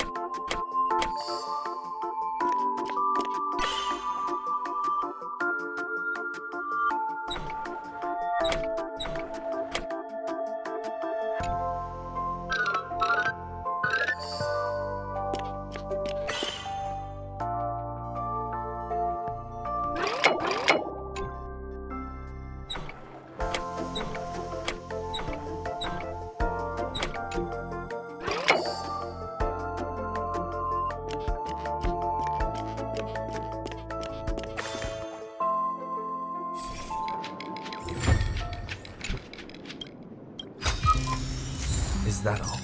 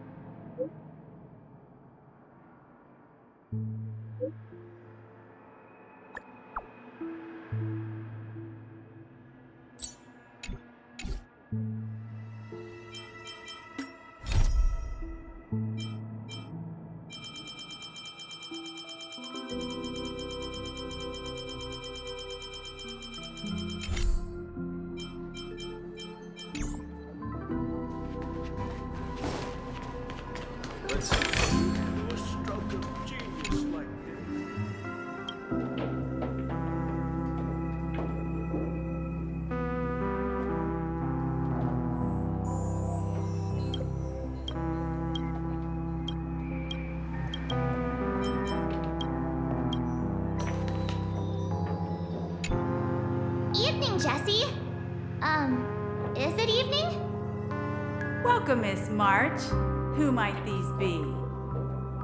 These two are my friends. As for the man lying on the ground, he's a scaredy cat who fainted from fright. I see. Another poor guy who accidentally ended up here. I'll take care of him. There have been a lot of new faces lately. Things must be tough in the beautiful dream. The few remaining havens of freedom in Asdana will soon face trouble. Do such things often happen here? Not really, but they're becoming more frequent now. Guess it's one of the signs of the Sweet Dreams collapse. This man has had quite the shock. Could you help me find a Holovian lady, March? Her songs can heal mental wounds. A Holovian lady?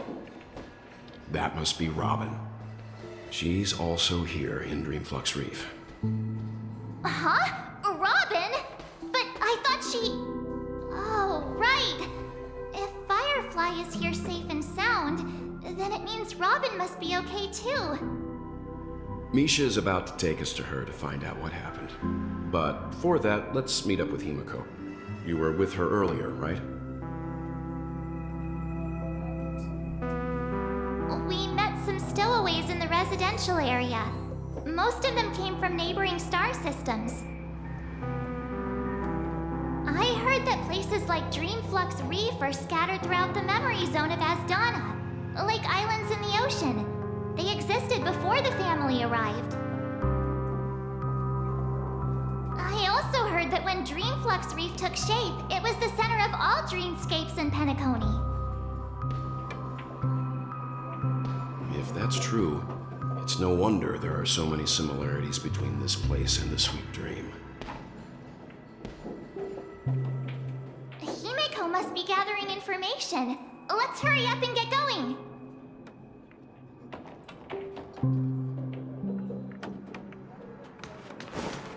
Let's see how you... I knew you could. No! At this rate, the family will be done for. This is where we split up. So that's how it is. I never imagined we'd gather the remaining details here.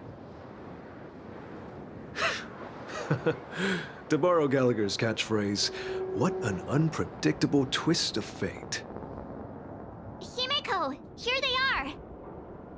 Ah, perfect timing. Now that everyone's here, I'd like to introduce everyone to Micah. who's partly in charge of the land of the exiles. Micah, these are my companions. It's a pleasure to meet the Nameless. You know us? I've been keeping an eye on you since the day you arrived in Penacony. We would have met under more appropriate circumstances if Dreamflux Reef hadn't been isolated from the 12 Dreamscapes. Please, allow me to formally introduce myself. I'm Micah, the Gravekeeper of Dreamflux Reef. Gravekeeper? Life in Dreamflux Reef is pretty liberating.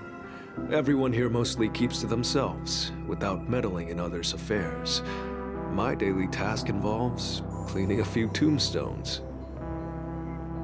You're too modest, Micah. When lost dream chasers stumble upon this place, you're the one who takes care of them, guiding them back to the sweet dream, or showing them how to survive the wild dream chaos. So, a guardian of sorts. Were you talking to me, Mr. Yang?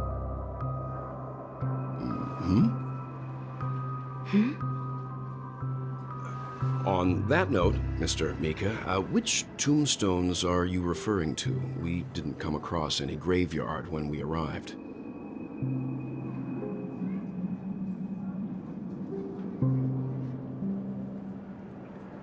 They're actually just symbolic stones. But since you're curious, Mr. Yang, I'll take you there. I have a feeling you might find something of interest there.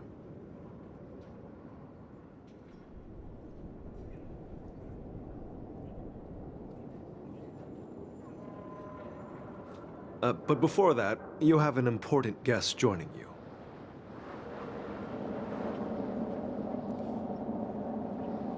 An important guest?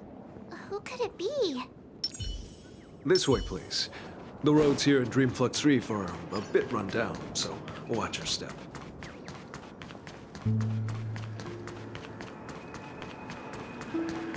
I remember when this place was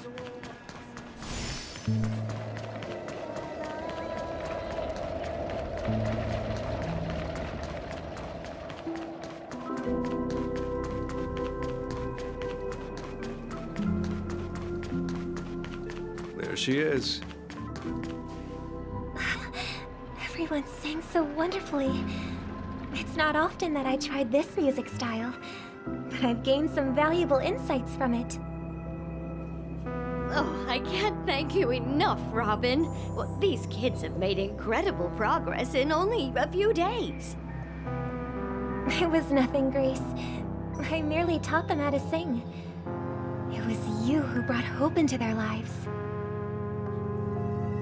Life must be quite difficult for them in reality, I imagine. That's right. Whenever it's time to say goodbye to these kids, they're reluctant to leave. But I've explored every corner of Dreamflux Reef, talked to everyone I met, and they all told me the same thing. This shattered dream is not worth clinging to. It seems you truly are a child of the Harmony. Emma and Andy are orphans I took under my wing. Carol there, with her blind eyes, used to work at a nutrition center in the outer ring of Penacony. And as for Gary, he's been living with autism since he was a child. They're not old enough to enter the sweet dream managed by the family. If we compare people to birds, these kids are like fledglings with impaired wings. But in this dream, well, they can fly freely. Even if they stumble along the way, well, they're still relying on their own strength. And me, an old lady with no legs. Well, without this dream, I couldn't even walk toward them. I'm glad that you found a new life here in Penacony. It's just... Don't worry, Robin. Dreams have their significance, but they aren't everything. Both the children and I understand this. No matter how long we fly through this dream, we will one day return to reality. But you know what? Emma and Gary aren't plagued by their insecurities anymore. No, and Carol is learning how to cope with her blindness. And Andy is livelier than ever. Well, even I've become more optimistic. You see, in dreams, we learn how to live. Once we return to reality, we learn how to survive. And should our feathers be damaged, then we share our wings with one another. There's no need to covet an illusory sky in dreams, because we have the right and the ability to fly towards a broader horizon. It's a relief to see you safe and sound, Miss Robin. It's nice to see you all again, Astral Express crew. I heard my disappearance caused quite the commotion out there. I'm really sorry about that. Since you're here, can we assume that you're fully aware of the situation in Penacony? Ever since I returned to Penacony, my voice started to change, until it gradually faded away. At first, I thought it was a temporary ailment, perhaps due to having been away too long. I thought maybe it just takes some time for my body to acclimate to the high concentration of Memoria and Asdana. But now it seems the root of the problem goes way beyond me. There are elements around me that don't align with the harmony. And losing my voice is just one of the signs of the Sweet Dreams collapse. The Sweet Dreams collapse. That memo keeper mentioned the same thing. So it's real. While I was away from Penacony, the boundaries of the 12 dreamscapes kept expanding outward. Whenever I mentioned the anomalies in the dream, all the family heads refused to talk about it. Only my brother was willing to respond. Later, I discovered the secret letters from the IPC ambassador, which further convinced me that there are hidden secrets beneath the surface of Penacony. So, following the clues in the Oak family's dossiers, I found my way here. The land of the exiles, concealed by the family under the guise of death. A dream within a dream, where Penacony's past is buried. Hearing you speak, it sounds as if your voice has made somewhat of a recovery. I hate to admit it, but the harmony in this place resonates more broadly than within the Sweet Dream. It's regrettable, but the family has experienced betrayal. The traitor, or traitors, abandoned their original principles and, using the name of harmony, exploited people's weaknesses to turn Penacony into the planet of festivities, trapping everyone in the illusion of the Sweet Dream. This is not the strong defending the weak, but rather the strong exploiting the weak. A world without equality won't ever be favored by the harmony. And naturally, those voices blessed by them have lost the ability to sing. Could there be another force influencing the family's shift in philosophy, Miss Robin? Considering what happened with Acheron, it's difficult to conceive of another entity within the realm of the harmony capable of influencing everyone. Unless a power surpassing that of an emanator is involved. I'd heard about what happened to the Xianzhou Alliance. But as far as I'm aware, the family hasn't faced any such external interventions. Who knows? Perhaps I've just been away too long and missed something. Regardless, I cannot accept my home is moving towards the very opposite of what the harmony represents, while still claiming to uphold it. I must uncover the reason why Mikhail cut ties with the family, and who exactly it was who betrayed us all. Do you remember our arrangement, Mr. Micah? Well, here's my answer. I've decided to forgo my role, and never step foot on the Charmony Festival stage again.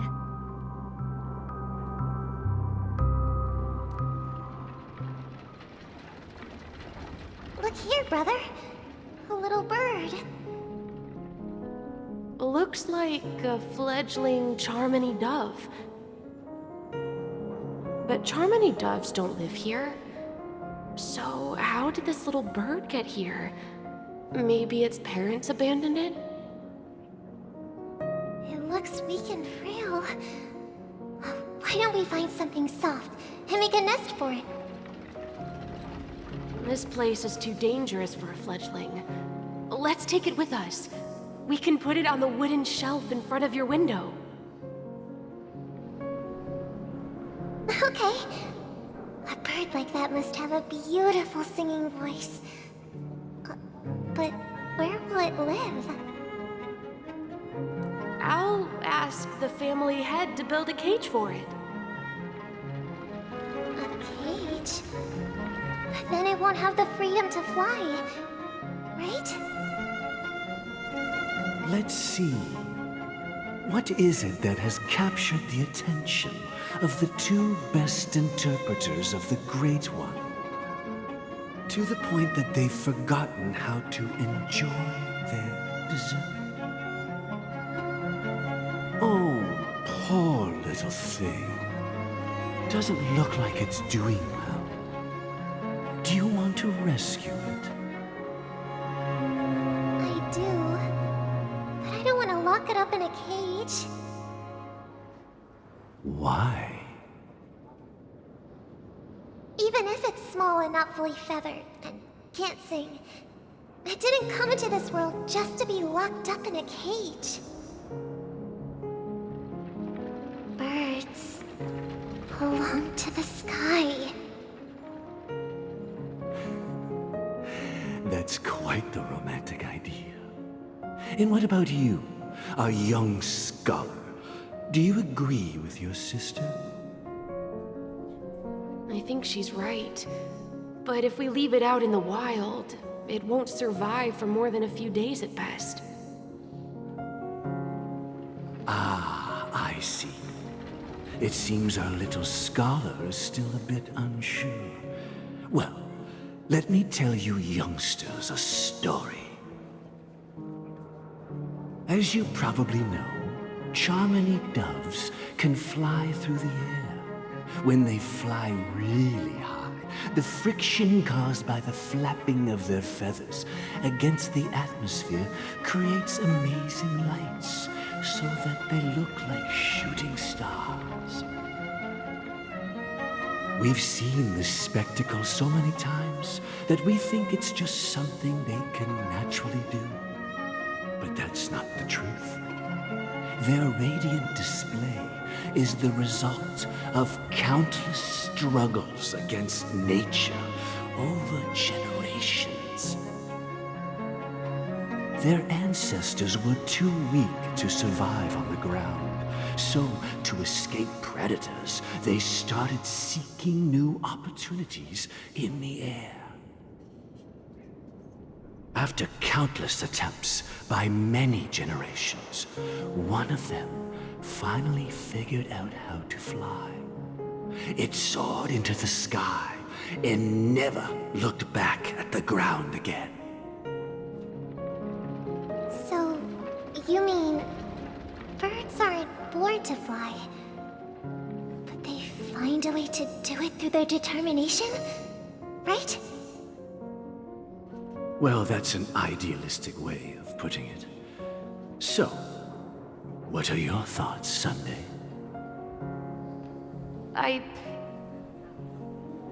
I think people believe birds are meant to fly because they've never seen those birds crashing to their death. That's an interesting perspective. So, have you decided what to do with the bird now? For now, I'll keep it in a cage until it can take care of itself because I want it to live, no matter what. Well said, kids. It seems each of you has found your own answer. Your insights are truly remarkable, and I hope they come true. in their own way.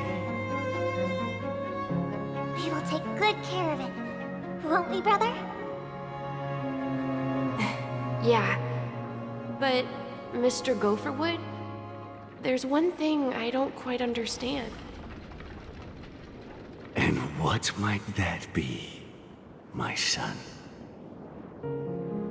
What if this little Charmony dove never learns to fly in the end?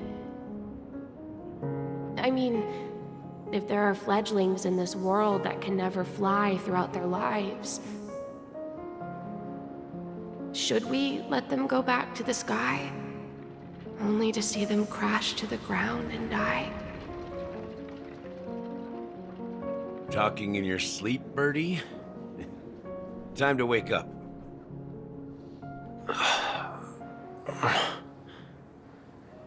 You look a little unsteady. Need a hand? I'm still alive? Yeah. Happy about that? Where is Robin? Tell me. Now. I knew that was going to be the first thing you'd ask. Don't worry, your sister is here, safe and sound. She's probably walking around the streets now. If I were you, I'd be more worried about myself. After all, right in front of you is the guy who just stabbed you in the chest with a dagger. If you wanted to kill me, you wouldn't give me the chance to speak. Just tell me your demands, lackey of the Watchmaker. So, you figured out who I am, huh? No wonder you had the guts to go against the Dream Master and the Four Families. Looks like I made the right choice. Choice? You are aware of my plan, see through my fictionology. Time is running out, so let's drop the charades. I'm suggesting we cooperate. Cooperate? What makes you think I'd cooperate with you? The fact that the famous Robin has chosen my side. Plus, some clues about a traitor and a bright future for Penacony. Any of that catch your interest? I find it hard to believe a man who's full of deception. Fine. You don't have to trust me. What you should trust is the sense of justice inside of you. Show me Robin first. All right, as you wish. Here she is. Huh? What's your trick this time? Just kidding. I mean, this lady will lead us to Robin, right? And the crew, too. There are too many people who you owe an explanation. That'd be great. Please follow me, Honorable Oak Family Head. Now, all the actors are on the stage.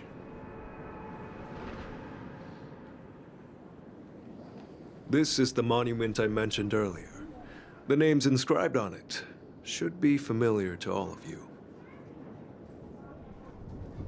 Rosalina and Tiernan. When Penacony was known as a frontier prison, it was the Trailblazers who connected it with the stars.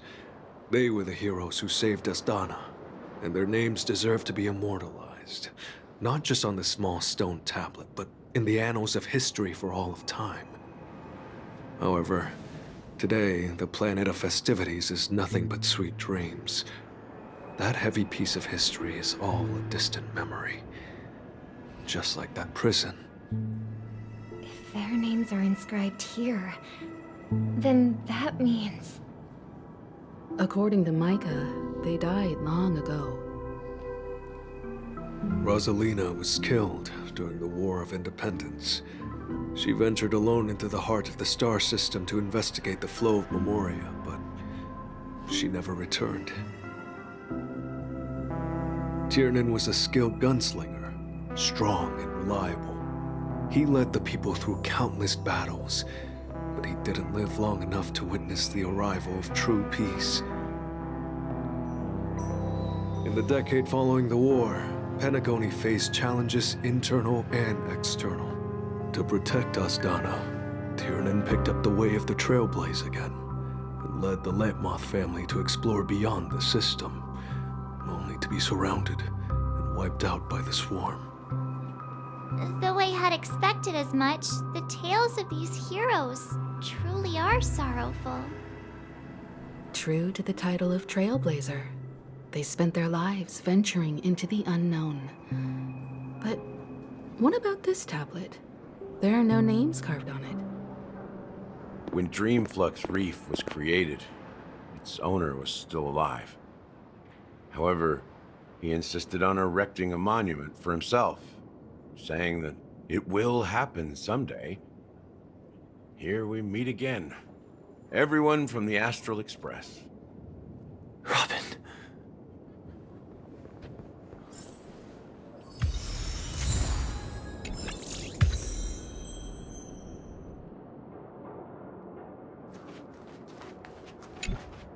I promised to give the siblings some privacy, so let's talk about our business first. What do you say? That sounds sensible enough. Since you went through the trouble of gathering the family head, the crew, and the Stellaron hunters, I'm guessing you have something important to say, Mr. Gallagher? Oh, is it that obvious? The look on your face is practically screaming, I'm the one behind all this. You're right, Mr. Yang. It is indeed time to come clean on everything. The siblings already know what they need to, and they've made their choice. But you, Nameless, arrived a bit late. So it's only fair that I answer your questions. Before we begin, let me reintroduce myself. I'm the founder of Dreamflux Reef, the deputy of the Watchmaker, and the one who sent out that invitation. As Gallagher, the history fictionologist, I humbly extend my greetings to you all. History fictionologist? So what, everything you told us was made up? Well, don't worry. Almost everything I shared was true. Well, except for the part about the family accepting me back. I double-checked with Micah, and everything he said about the family, the Watchmaker, and Mikhail is true. Thank you for your understanding. Now let's get down to business.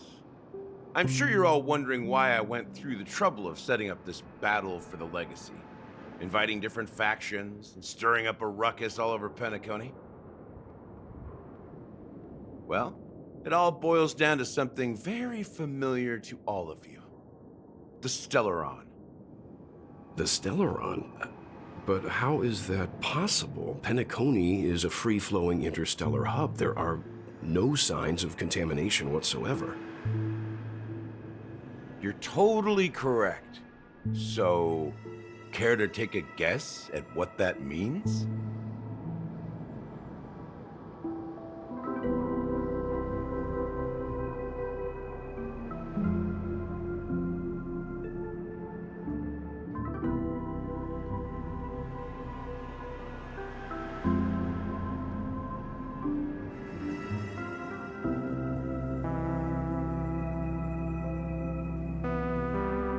I wish that were the truth. But if that were the case, I wouldn't have invited all of you. The sweet dream doesn't come out of thin air. If you think of the memory zone as the sea, creating the land of the dreams is like filling that wild ocean with earth to make an island. To achieve this feat, without the help of an emanator of remembrance or enigmata, the only way is to use a Stellaron. And that's not something you can achieve with a simple wish. It requires vast quantities of knowledge, time, and manpower. I'm sure you get what I'm hinting at. In Astana, the planet of festivities itself is a Stellaron disaster. The planet of festivities itself is a Stellaron disaster? It all started a long time ago. Back when the Watchmaker and his crew liberated the frontier prison. They faced countless challenges as they began building Penacony from the ground up. That's when the idea of using the Stellaron came into play. The Stellaron first entered the Asdana system during the war. The Nameless warned everyone against the folly of attempting to tamper with such a power, and most heeded their words.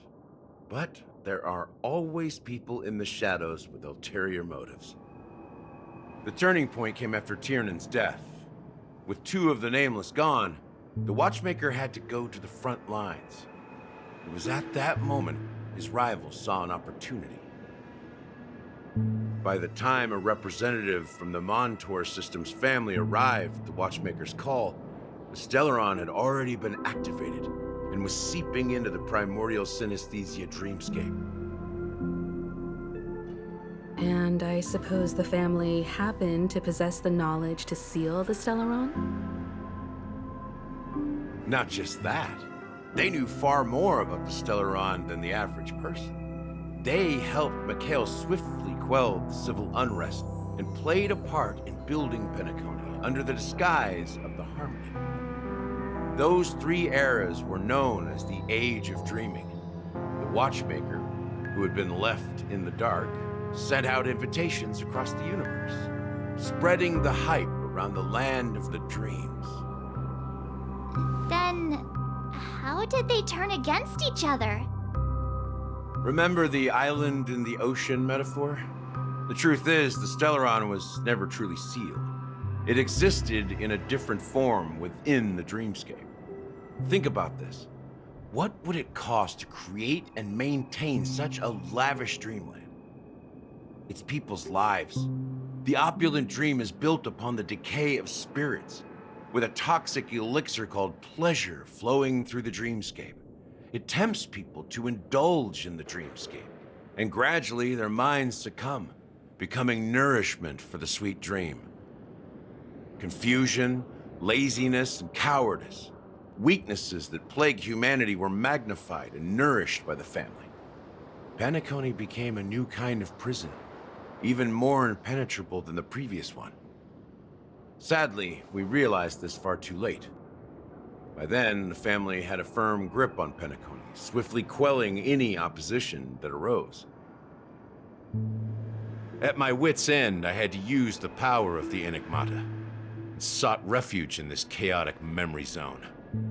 Over the years, I fabricated a meme within this dream for our use. Dormancy. That's its real name. We exploited a loophole.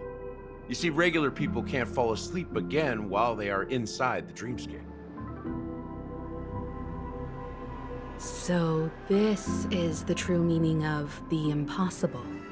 You sent out invitations in the Watchmaker's name to find forces capable of resolving the Stellaron disaster and draw them into Penacony to uncover the truth. It's not just that.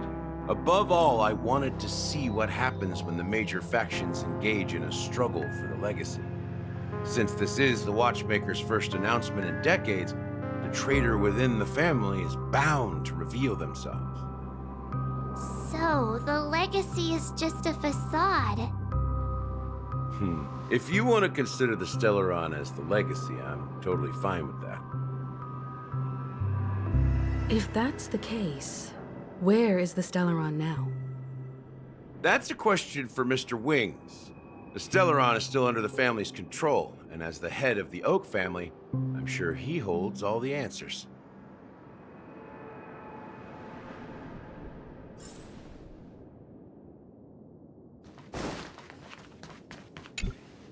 Are you done talking? So, will you tell us where the Stellaron is? It is the Penacony Grand Theater itself. As I suspected, it's the embodiment of the family. The edifice that first materialized within the sweet dream. That's what turned Penacony into its current state. As for the person who employed its power, it is in fact Mr. Gopherwood, the current Dream Master. Well, that was easier than I thought. Did you conduct your own investigation already? Correct. When I was trying to track down the person who murdered my sister, apart from you, Gopherwood was my second suspect. Confronting me first turned out to be a smart move on your part. I didn't have other options. The Dream Master has been elusive, and even the heads of the families can hardly get an audience with him. Moreover, Mr. Gopherwood has been kind to my sister and me. And I didn't want it all to end like this. What do you mean by that? To be honest, my brother and I are also victims of the cancer of all worlds. We grew up as orphans, and were adopted by the family when they came to help. Mr. Gopherwood recognized our potential and brought us to Penacony. But I can't just stand by and watch Mr. Gopherwood become an enemy of the Harmony. I won't use my voice to support an evil cause. I won't step on that stage and sing, no matter who the traitor is, or what orders they give me. I won't let the Charmony Festival become an event that destroys Harmony itself. For the paradise in our dreams. Indeed. For the paradise in our dreams. As the head of the Oak family, I'm responsible for ensuring Penacony's promising future. Robin and I will head into the Sweet Dream and confront the Dream Master. And if it turns out that the family has truly strayed from the Harmony, I'll fight alongside you.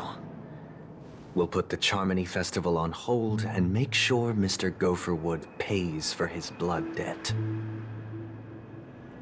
The enemies you are about to face aren't like this old dog here, who can barely even bark. Since our interests are aligned, why don't we team up? Maybe, just maybe, we'll have a shot at success.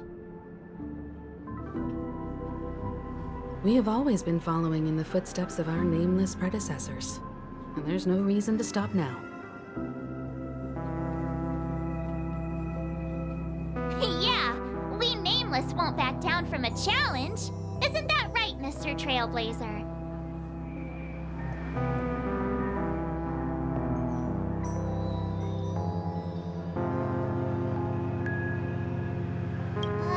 That line actually makes me a bit nervous. Rest assured, sitting on the sidelines isn't in our nature. Mr. Sunday, Miss Robin, I'm willing to accompany you on behalf of the Astral Express. Having a third party present should help with negotiations, and could make all the difference if things get ugly. Thank you, Mr. Yang.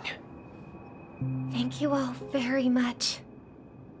The Charmony Festival is about to start, and time is against us. We must hasten. Everyone, let's gather over here. We still need to make some preparations. I may have been quick to step up to the plate, but confronting the Dream Master could be a very dangerous affair. Huh? Even you're saying that, Mr. Yang? How powerful is that Dream Master? He's the leader of the families of Penacony, and he has the entire power of the Harmony behind him, not to mention the Stellaron in his possession. We must proceed with great caution. Maybe you can just stay behind this time, Mr. Yang? No, that won't do. Even if we count Robin as an ally, something felt off about Mr. Sunday just now. Although, I can't quite put my finger on it. I have to make sure he won't turn against us when things start to get dicey. You're still carrying the keepsake the IPC envoy gave you, right? May I borrow it for a moment?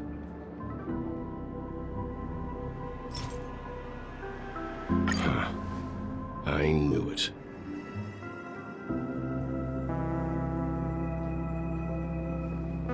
As I suspected, this chip Aventurine gave to you is actually a miniature transmitter.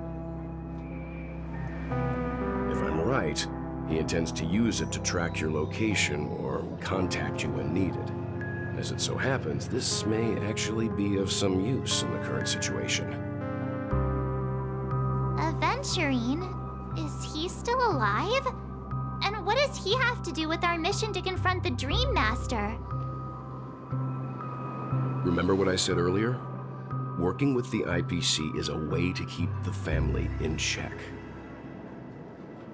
If negotiations go south and the family show their true colors by going after the Stellaron, I'll use this transmitter to send a message to the IPC. It'll be just the opportunity the IPC ambassador was hoping for. The only question mark in all of this is Aventurine's current status. But the IPC is always listening, especially senior strategic investment department heads like him. Getting the message across shouldn't be a problem. Good luck to you, Welt. Well, you take care too. If anything goes wrong, don't worry about me. Just make sure to seal the Stellaron. Spoken like a true hero. Even if the Dream Master is innocent, the family's corruption runs deep. I won't make the same mistake Mikhail did. Let's wish him the best of luck. Don't you have something else to tell us, Gallagher? Why would you say so? Before we departed, the conductor asked us to inquire about the 3 nameless in Penacony. We've already collected intel about Razelina and Tiernan, so the only one left is legwork. If I'm not mistaken, we've already met him somewhere, haven't we? It's not enough to say meet, but the answer is pretty obvious. After all, I've hinted at it in quite an evident way. I've been watching over you ever since I received the reply from the Astral Express. And I've seen the great effort you all put into linking different realms together across the cosmos. And now, after getting this far all in one piece, you have truly proven yourselves. Miss Himiko, were you the one who repaired the Express and got it sailing through the cosmos again? Yes. And you two, young Nameless, you have very interesting life stories and extraordinary skills.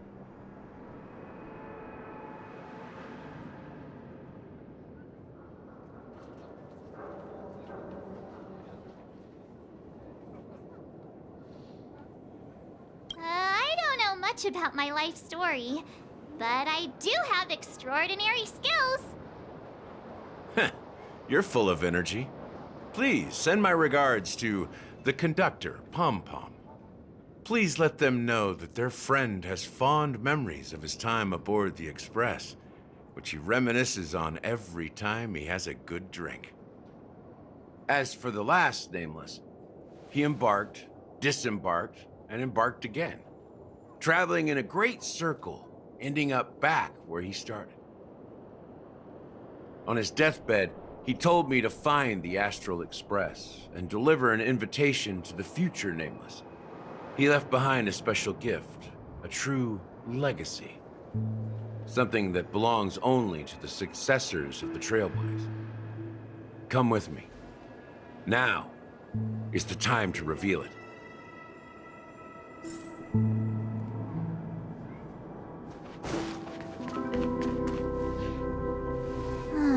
Back here again. Sometimes I feel like you're still alive, old friend. Like you've still got so much to say and do. I've kept my promise, brought the future Trailblazers you've waited so long for. I don't know why you were so obsessed with that train, but I remember your last words.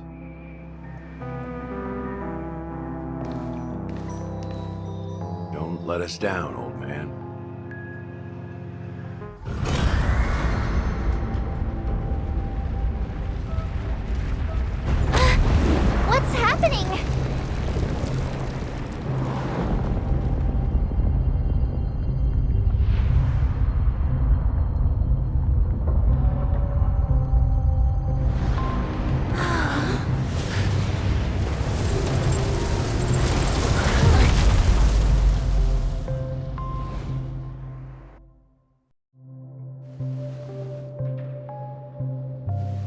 Go ahead. His resting place lies in the garden up ahead. The first and last nameless of Penacony. Mikhail Char Legward, the Watchmaker.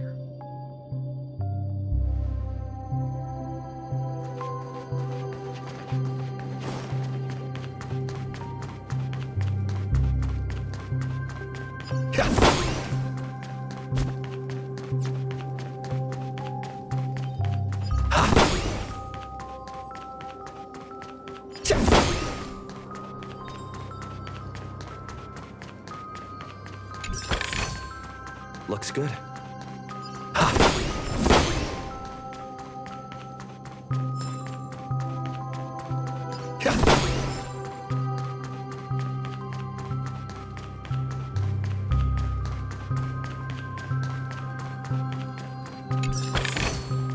Is that all?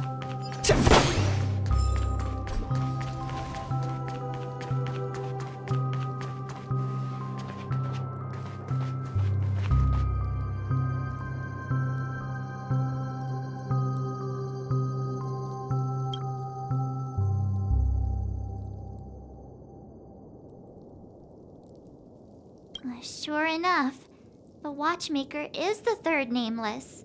Even I could guess that one. The legacy he left behind was a dream bubble. I believe inside that bubble, there's something that holds meaning only for the nameless. After all, when I checked its contents, I found nothing inside. Maybe some Trailblaze runes? Even more enigmatic than me. Well, let's have a look.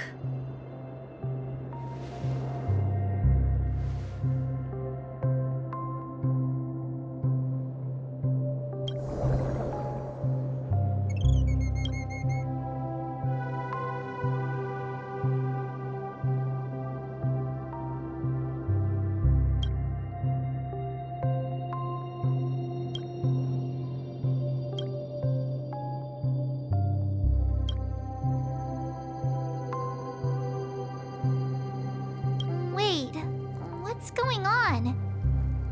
Seriously? There's nothing inside this dream bubble?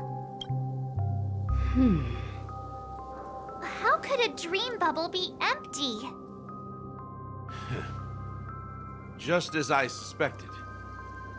That old man always had this strange belief in the nameless and the Trailblaze.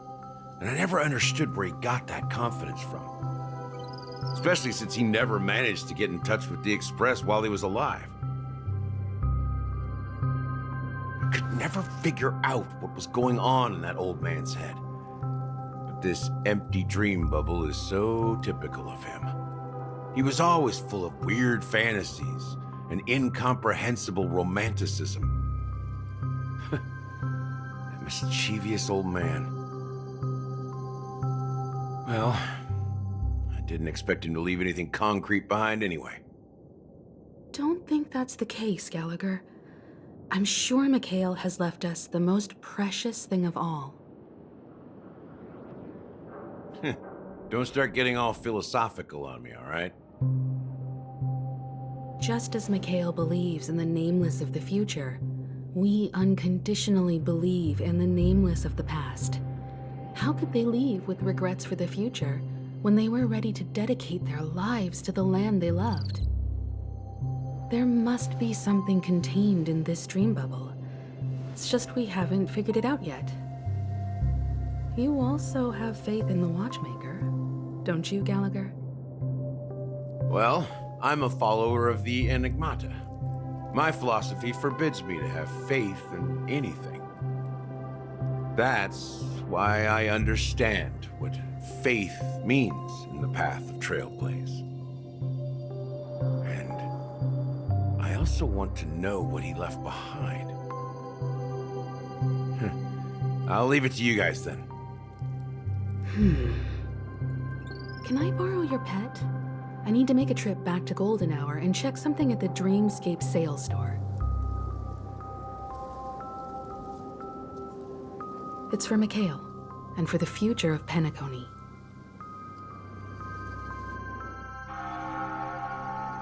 Welcome to the Reverie Hotel. How may I help you? Greetings.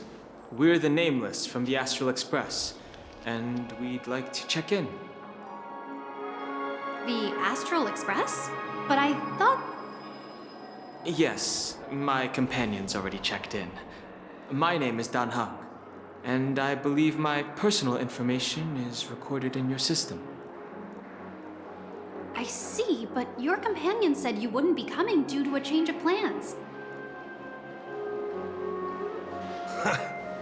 Now the plans have changed again. And you are... Me? I'm Pom Pom, a new Nameless who's also with the Astral Express. He's my fellow Trailblazer. We responded to the family's invitation before he boarded the Express, so he wasn't registered in your system. Is it possible to accommodate him as well? Oh, I see. Another one of the Nameless had a similar situation. Seems like a lot of people are joining the Trailblaze these days. Since there's a precedent, it shouldn't be a problem. Just give me a second to contact your companions.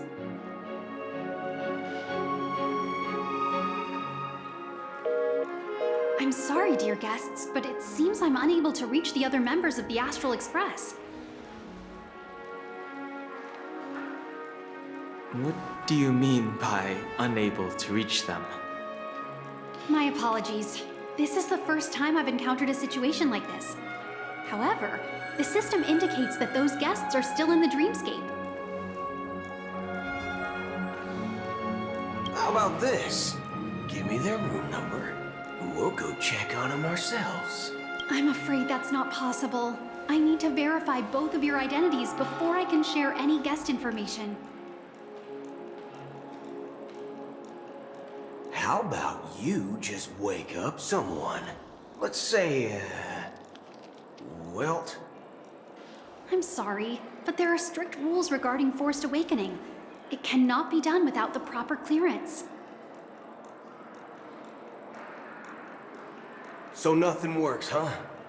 What's your solution then? Are you saying we sleep here? At the reception? Please be patient. We need to contact your companions in order to confirm your identities. And now it seems you need to confirm our identities before you can contact our companions. It seems so. Oh, fudge! Look, nothing personal, but if you can't handle this, go find someone else who can, okay? Please calm down, dear guests. I do recall that Mr. Sunday, the Oak family head, personally handled this issue earlier. Oh, please wait a moment while I contact him. I don't think she's trying to give us a hard time. She really just doesn't know what to do. I have a bad feeling about this. You tried to contact them on the Express earlier, but they didn't respond. Something doesn't seem right. I need to leave for a moment. You can stay here with the receptionist. Sure thing. Just don't keep me waiting forever. Don Hung seems pretty worried about his companions. I should give him some space. Stressing out about it won't help anything.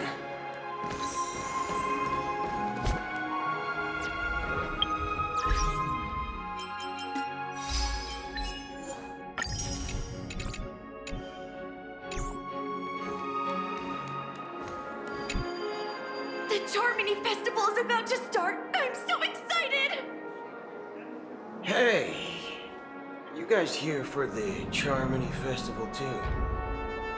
Well, I didn't come all the way here specially for the festival. Honestly, I don't really even know what it's about. But I heard it's a lot of fun! Well, back in my homeworld, Anaria, we have festivals like that all the time. My dad threw me a birthday party one time that was just as extravagant as the Charmony Festival. Oh, come on! The Charmony Festival is a once-in-an-Amber-era event! How can a birthday party compare? Well, you never know, right? Maybe on her world, birthdays only happen once in Amber Era. Anyway, let's forget about that. Have you heard about the, unsettling things happening in the dreamscape? Unsettling things? What could possibly go wrong? It better not ruin the Charmony Festival! I've been looking forward to it! Relax. With a big event like this, there's bound to be lots of gossip and rumors. Don't worry. If anything does happen, the family will be on top of it. Oh, that's a relief. I didn't come all this way to see the festival go down the drain. Well, looks like I won't get any fudging clues out of these two. They're clueless.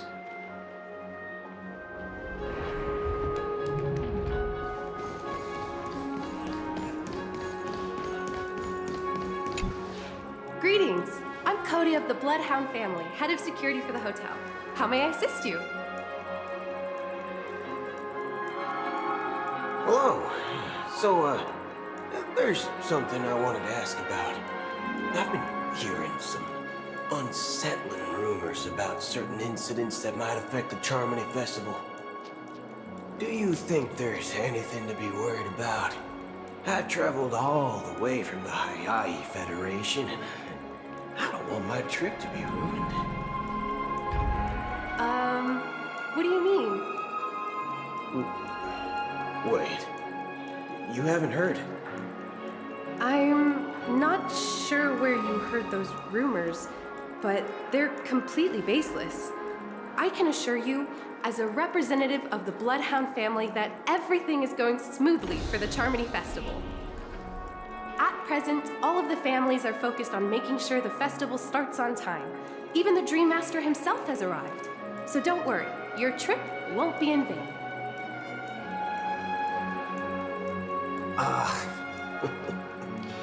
That's a relief to hear. She doesn't appear to be acting.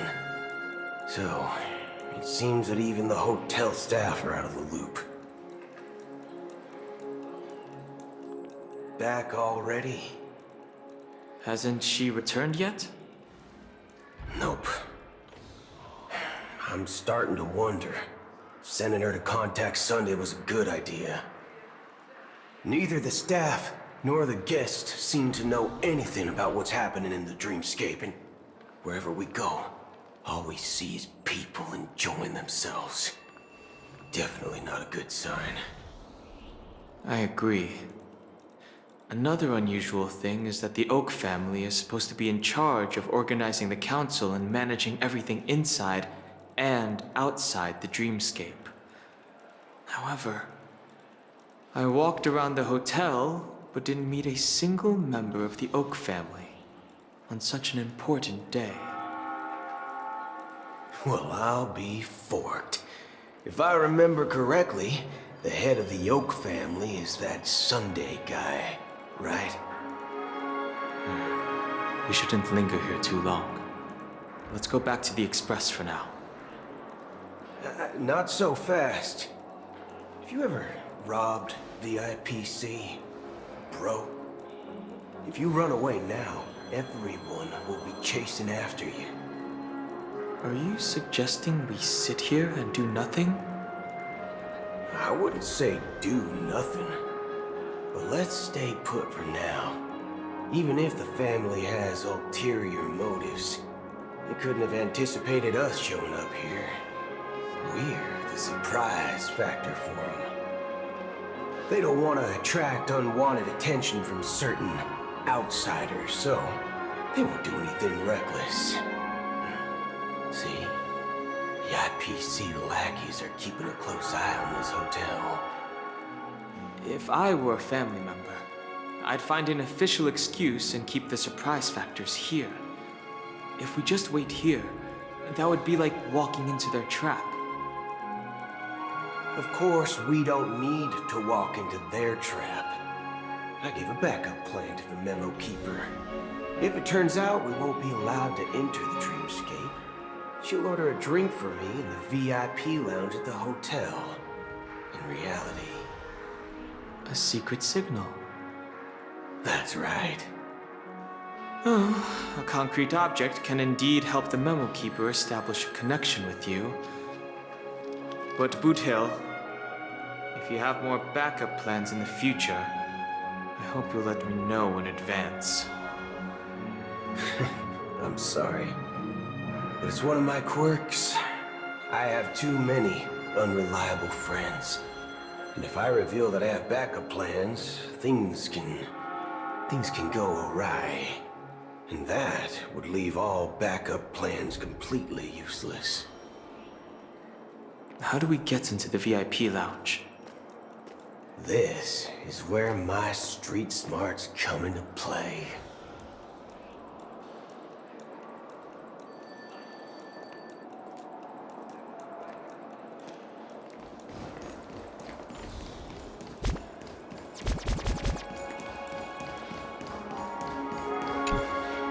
You're the lobby manager, right? Yes, I am. How may I assist you? We're the Nameless from the Astral Express. We wanted to check in, but there's something wrong with your system. The lady at the front desk said she would contact the manager, but now she's nowhere to be found. Now, we've been waiting here forever, without any food or water. What the fork, man? Is this how the family treats its guests? Is this your idea of street smarts? Starting an altercation? It's called standing up for your rights. I apologize for the inconvenience. Please wait while we try to contact Mr. Sunday. I'll arrange 2 premium seats in the VIP lounge so you can rest there while you wait. See? Just like that. Just don't call yourself Nameless next time. Wow, this bar's something else. Certainly worthy of the planet of... Good evening, gentlemen. Hey, I have an order for a bottle of Hasdana's White Oak. Can you help us find it? Hasdana's White Oak? I think there might be a misunderstanding. We don't serve that here. Oh, no way. Are you sure you're not mistaken? If someone had reserved such a beverage, I would definitely remember it. It sells for hundreds of thousands of credits per bottle, after all. I couldn't afford to cover for such an item if it were broken or lost. That's strange. Well, could it be that the Memo Keeper couldn't afford it? Then what should we do now? Oh, no need to rush. Well, let's grab some drinks first. Maybe I arrived too early and he hasn't come yet. Now, let's see what kind of juice malts you all have here. Well, give me a glass of Heenum Valley, 40 years. I'll have it neat. No ice. Wow, that's the most expensive one on the list. You have a taste for the finer things. It's on the house, anyway. What can I get for you? Anything you recommend is fine. Then I would recommend today's special, Glass Village. It's classic Soul Glad mixed with Laboon juice. It's refreshing and suits your cool demeanor. Just 1 minute. Ah, there's flavor. Dynamite barbecue with rocket fuel. Ooh, it really hits the spot. Truly the finest sherry cask aged malt juice in the cosmos. Dynamite barbecue with rocket fuel. Is that really something that humans enjoy? Hey, this guy doesn't know anything at all. As long as you're satisfied, dear guests, please enjoy. Let's give the memo keeper another half system hour.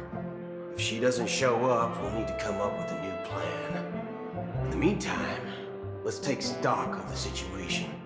What do you think? The situation is unclear. Something must have happened on the planet of festivities, but the public is unaware of it. Someone in a position of power within the family must be covering it up. It's unusual for the followers of the Harmony to invite other factions, let alone the IPC and the Masked Fools. If what you said about the Emanator of the Nihility is true, the situation in Penacony is a little complicated, to say the least. Actually, there's something else I'm concerned about. Regarding Acheron. As you know, the faction that follows the path of the hunt are some of the most dangerous folks in the cosmos to mess with. I mean, who in their right mind would impersonate the Xianzhou Alliance or the Galaxy Rangers? It's like asking for a death wish. Isn't there a saying among the Xianzhou people that the Rainbow Sect lets their Lux arrow do all the beating? Talking. Do all the talking. Well, you know what I mean. Even though the Galaxy Rangers have been out of sight for years, we've been keeping an eye on this region. Even the dumbest criminals know better than to mess with the Annihilation Gang, much less the Rangers. But that Acheron lady, she doesn't seem like a lunatic at all. On the contrary, she's highly logical and organized. She knows exactly when to hold back and when to strike without mercy. And do you believe that someone like her would have an ulterior motive for impersonating a Galaxy Ranger? I'm not entirely sure, but I do have my suspicions.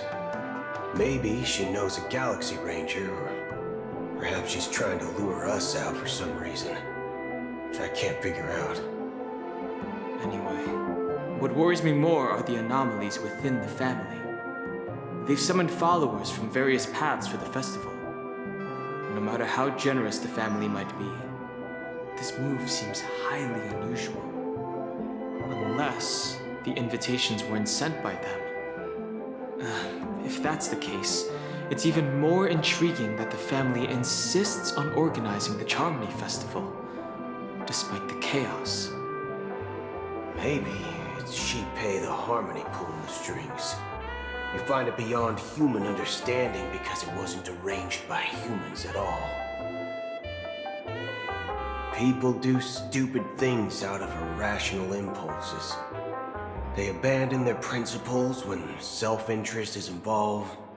They believe in things they know they shouldn't, and fudge, they even break their own rules. But Eons don't. They stick to their determined path and never turn back, even if they reach a dead end. You think Shipei's will is behind all this? It may not necessarily be Shipei. There's definitely some higher entity involved. I know it may sound pessimistic, but if human free will were reliable, why would we even need Galaxy Rangers? It's much simpler when you boil it down to the eons and paths. Like how Lon always follows the path of the hunt, or how the Express stays true to the Trailblaze despite Akavili's disappearance. But in my opinion, Akavili's fall holds significance for the Nameless. Oh, so you're saying the Nameless now have to take responsibility for their own choices because their absolutely right leader is gone? Exactly. I believe the purpose of the journey isn't just about following a path that's always considered absolutely right. It's more about doing your best to choose the right path for yourself among countless possibilities, even with limited insight and judgment. I don't know what you've been through, but I agree that people must take responsibility for their choices, because no one else can do it for them. That's why the Galaxy Rangers need to uncover the imposter and figure out her true intentions. Just in case. I have a backup plan if the Memo Keeper doesn't show up. This is my final backup plan. I promise. You sure have a lot of cards up your sleeve. Well, going back to my old career would make things a lot easier. By the way, when you were walking around the hotel, did you happen to see any important-looking guests? What's your plan? It's simple. We just grab some hostages and use them as bargaining chips with the family. Or maybe we can even take their identities. No need for that. We'll return to the Express now. Wait. Are you getting scared? Draw your weapon. Let's make a big scene. Are you leaving, esteemed guests? Would you like to cancel that Asdana's White Oak you just ordered? Huh? Asdana's White Oak? But didn't you just say? Ha ha. Looks like you are a bit intoxicated, esteemed guests. You ordered a bottle of Asdana's White Oak just a moment ago. Looks like your Memo Keeper friend has finally arrived. Oh, right. Sorry, my memory's not the best. You know, too many modifications and all. Anyway, let me check. Well, fork me. It says Donna's White Oak, all right. And there's a note. I'll be waiting for you on the Astral Express. No mistake, that's her message to you. She knew the hotel wasn't safe, so she suggested we find another place. Well, looks like we took a detour, but now it's back to the Astral Express. So, what are we waiting for? Let's go. You're back? 2 guests just boarded saying they were looking for Boot Hill, so I told them to wait in the parlor car. Oh, just in time. 2 guests? She's one of them. Look, we welcome all passengers on the Astral Express, but sneaking in like that? You have no regard for etiquette. My apologies, conductor. It was an oversight on my part. I assumed you were already acquainted with the garden. Given the chaotic situation in Penacony, the Nameless are the only ones we can truly trust right now. You are the Memo Keeper. Pleased to meet you, Dan Hung. I've seen you in others' memories. And as for Boot Hill, this is our first face-to-face meeting. I hope you enjoyed that bottle of Astana's White Oak. You sure have a refined taste. Finally, Memo Keeper. Well, let's cut to the chase. Spill everything you know. That's precisely what I intend to do. But before that, please allow me to introduce myself. My name is Black Swan, and I serve the Garden of Recollection as a Memo Keeper. As for Acheron's story, I'm sure she knows it better than I do. Greetings. I'm Acheron. What? You of recollection. Shirtbag! You betrayed me! I apologize, but she did that at my request. Due to certain reasons, I have been exiled by the family. Thankfully, this memo keeper came to my aid and helped me escape their surveillance unnoticed. To be honest, it was more like stalking than helping. And the process was far from unnoticed. But we did escape. I asked her to guide me to a place beyond the family's reach and to contact a few trustworthy individuals, namely all of you. Trustworthy? Son of a nice lady. You think I'm dumb or something? How about this? I'll put a few bullet holes in your head and see what secrets spill out. Then, we can talk about trust. It doesn't have to be like that. I'm willing to answer all your questions, but not right now. If my cover hadn't been blown, we might have had more time, but at the moment, we don't have any other options. No other options? What do you mean? This is the only way I can ensure everyone's safety. I kindly request an immediate warp jump out of the Astana star system.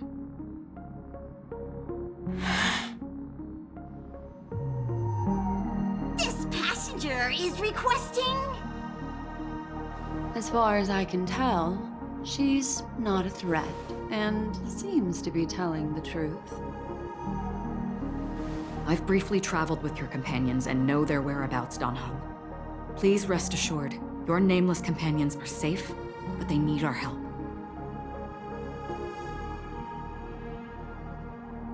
As for Boot Hill, you may have guessed, I've been waiting for you. Galaxy Rangers are known for their elusive nature and limited contact with each other, so this was the only way I could reach out to you. Only by doing this can I find a true Galaxy Ranger and fulfill a long-standing promise. To return his relics to their rightful owner. Someone once told me that every rainfall is like a gift from the heavens, a sign of their mercy upon the world. Raindrops are said to be the tears of the gods, shed in response to the sorrows of the world. Their constant pouring is a reminder that the gods haven't abandoned us yet. So, how long has this rain been going on for? I used to believe, just like you, that it would eventually stop. Years and decades passed. And in the end, such hope faded away before the rain did. Looks like the god you mentioned doesn't exist after all.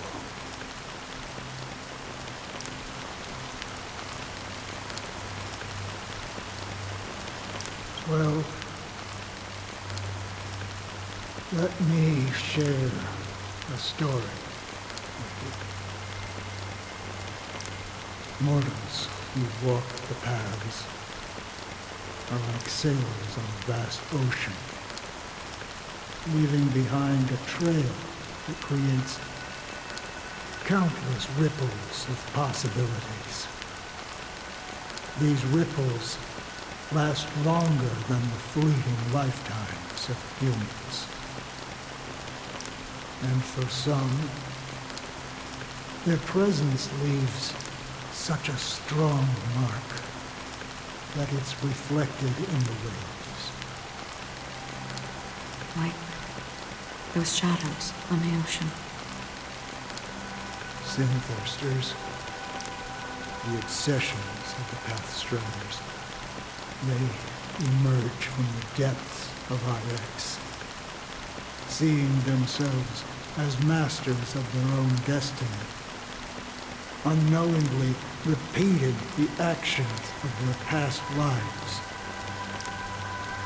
They emerge from the nihility and head toward it, leading purposeless lives. However, these hollow phantoms, they were once my dear companions. A group of Galaxy Rangers. Are you watching over them? Watching over them? No. I'm guiding them toward transcendence. It was a brutal war. A crusade that shook the universe. The universe witnessed the fall of Zuro, the Lord Ravager, but it came at a price. A price so hefty that only those who were there still remember. The unwavering determination of the Hunt followers persists even in death. So someone must guide these lost souls to their life beyond. They were heroes in their time, and they shouldn't be reduced to mere puppets of nihility. As for me, I've suffered too many losses on that battlefield to advance any further. And that makes me the most fitting person to carry out this task. But you know, these sin thirsters, they're not who they used to be. Does this seem pointless to you? Well, some tasks have to be done, even if they are pointless.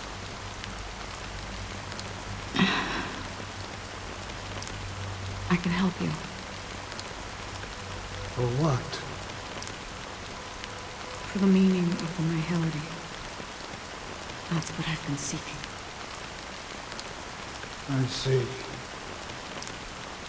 After all, this realm is off limits to ordinary souls, right? Thank you, stranger.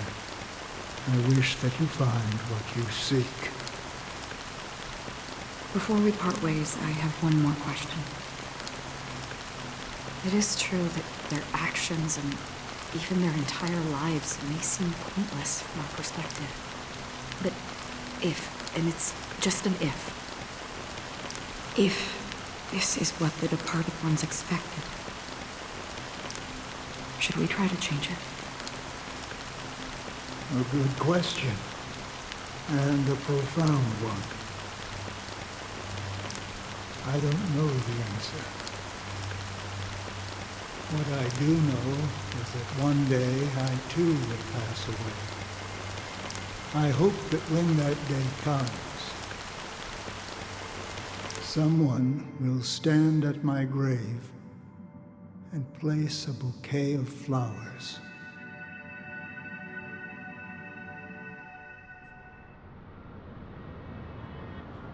When I appeared as a child, my speech, mindset, and soul reflected immaturity and innocence. As I grew into adulthood, I left behind my childlike side.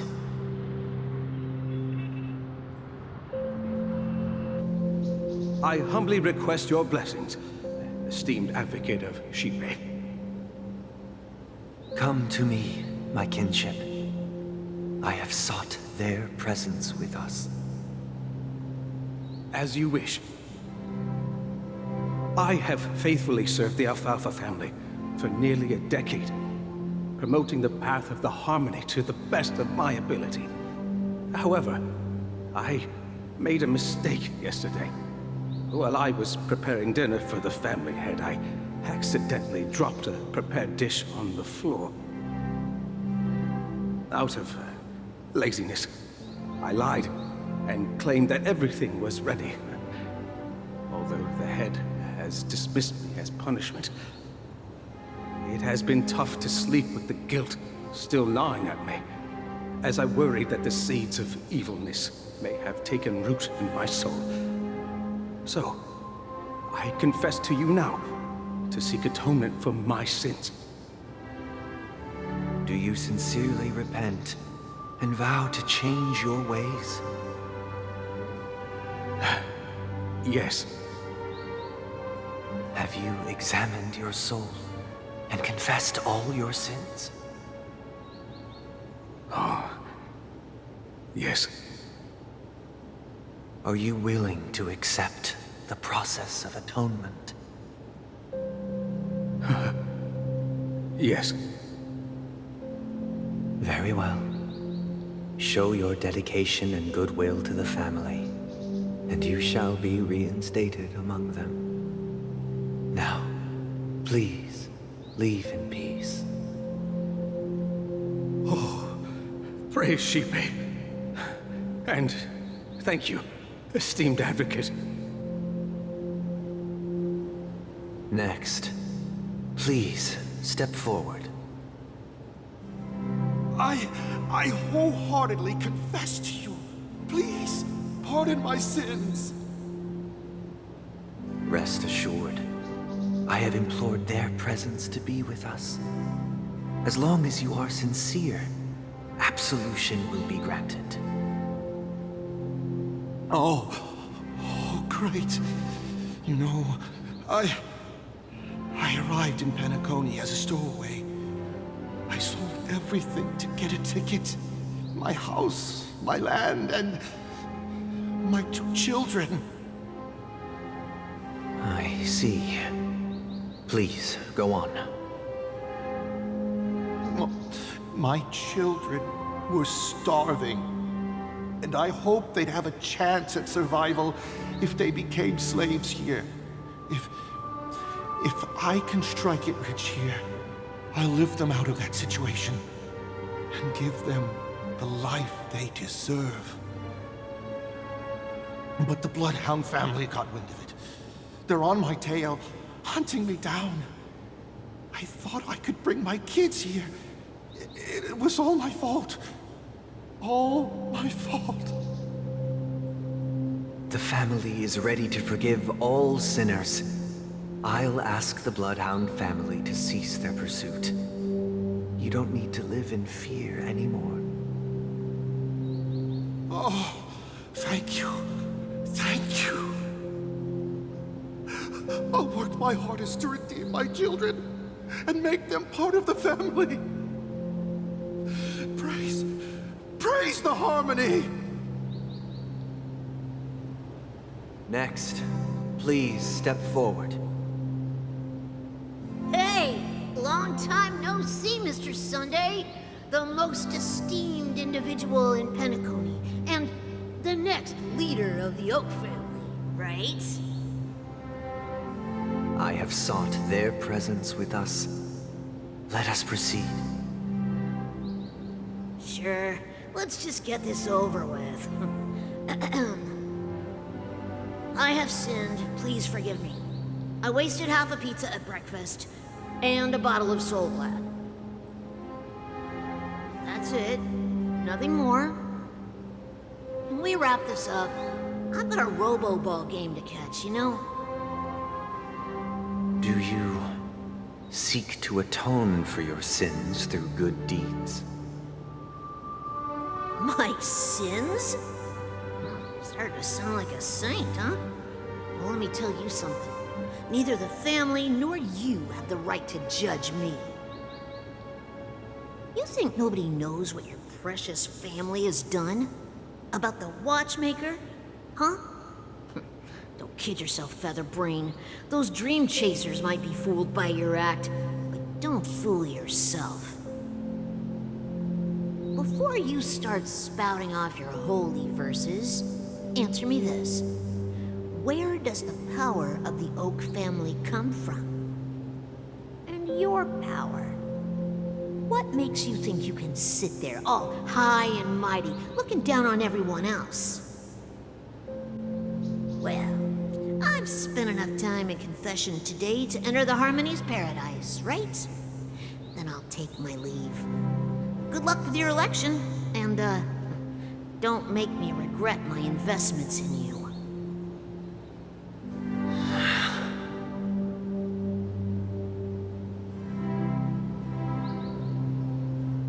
Oh, revered triple-faced soul, hear my doubts.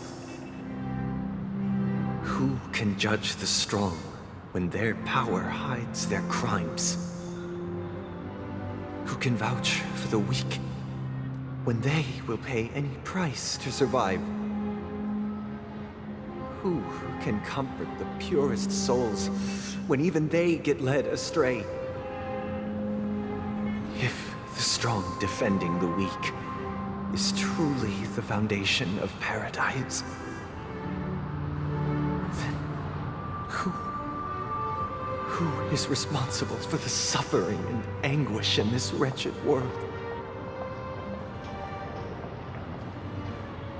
Brother? Brother?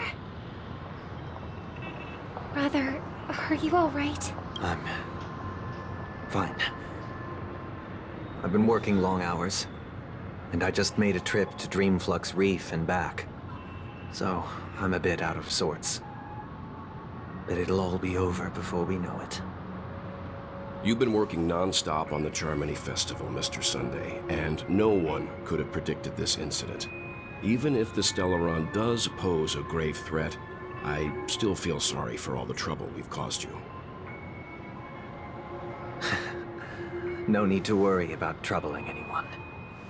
The Charmony Festival was meant to spread joy and harmony across the cosmos. But now that we know the truth, I'm afraid we'll have to cancel it. It has always been our wish to make everyone happy, so... we'll do our best to explain everything to the Dream Master. I'm sure he'll understand. Even if the negotiation does not go smoothly, I'll refuse to go on stage.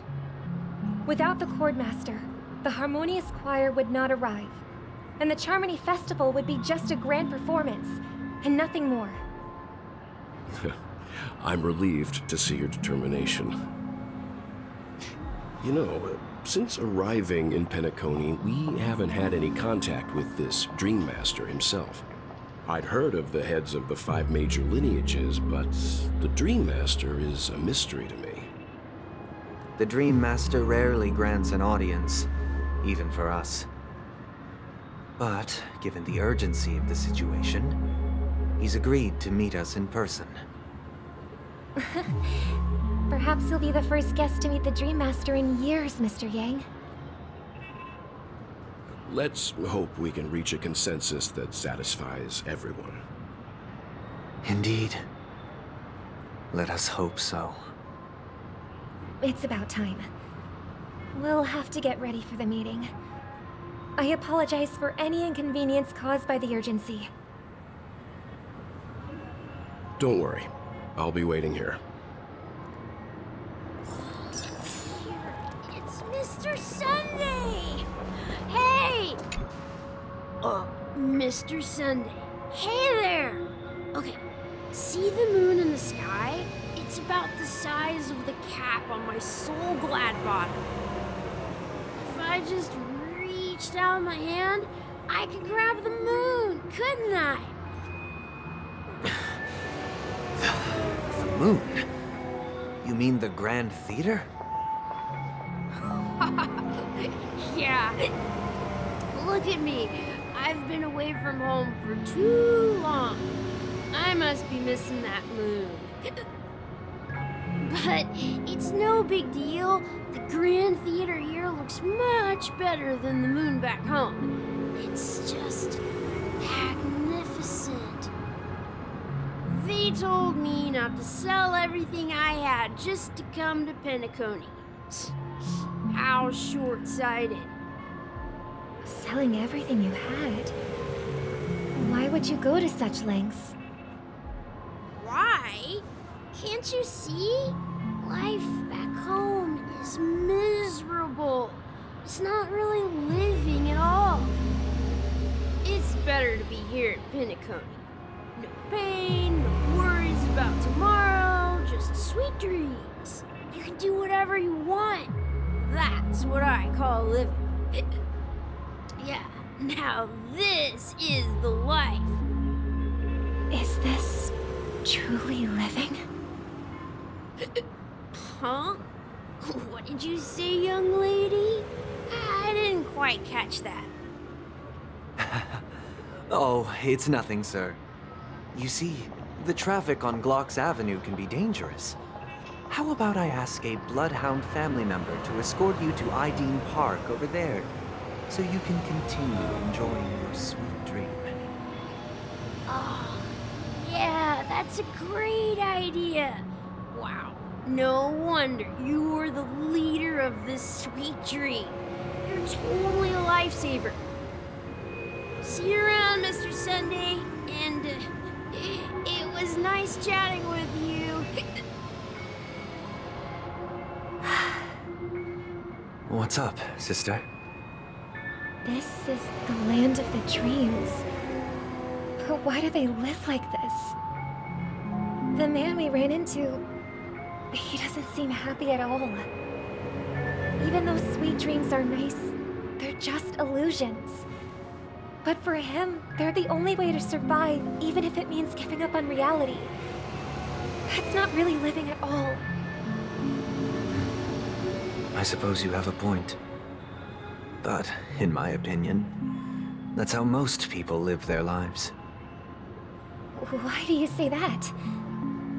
You think that man is not actually living, but that's not quite accurate. Even without Penacony, people create their own illusions called self-value. People believe they have a predetermined value to fulfill. Gaining value means gaining power, and those deemed worthless are seen as the weak. However, value doesn't come out of thin air, and there's a limit to it. To accumulate value, people have to take from others, so the weak get exploited and oppressed. Are you suggesting that this is not how things should be? Exactly. But, ironically, people don't think there's anything wrong with it, because they uphold the illusory notion of self-value, and even the weak believe in it. The survival of the fittest. That's where all the tragedies in the world come from. People come to the sweet dream in Penacony to escape from that reality and find solace. No tragedies exist here, only happiness, although in its nascent form. Isn't that the same paradise we yearn for in our dreams?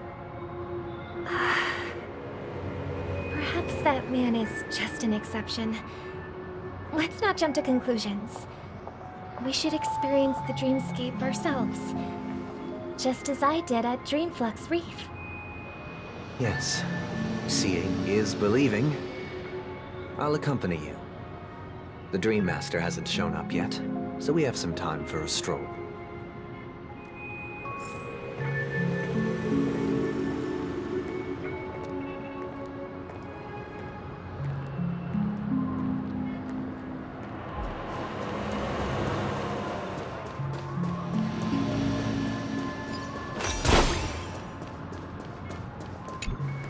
Glad to meet you again, Robin.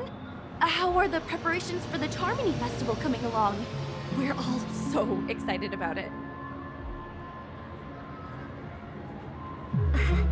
It's going smoothly.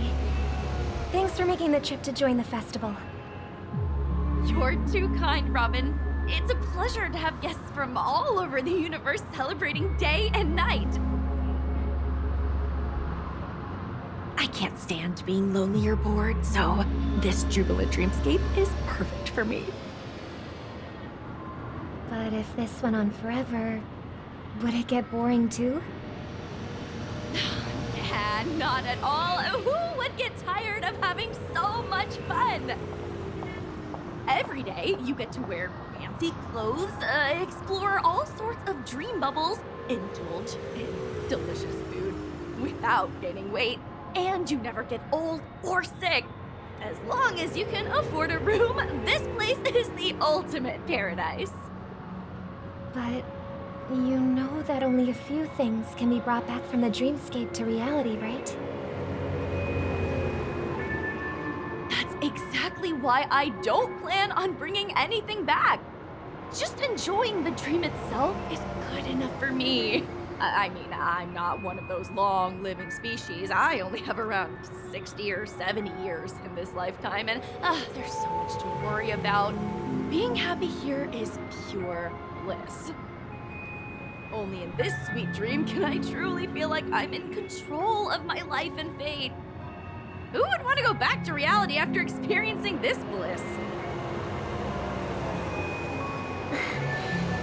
I see. I genuinely wish you all the happiness in the world. And I wish you a fantastic performance, Robin! I'm off to the Blue Hour for the ball. See you later.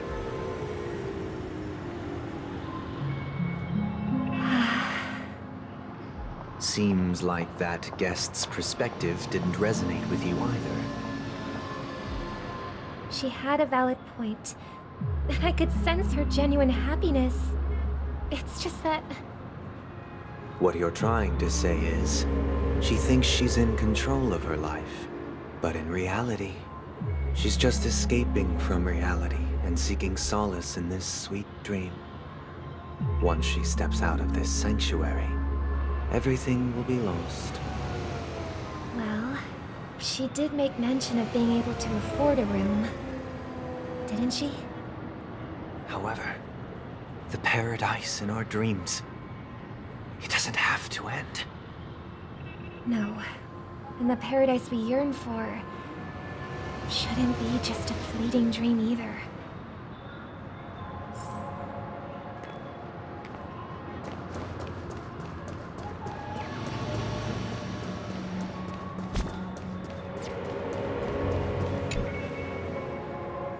The scenery in this dreamscape is truly breathtaking, isn't it?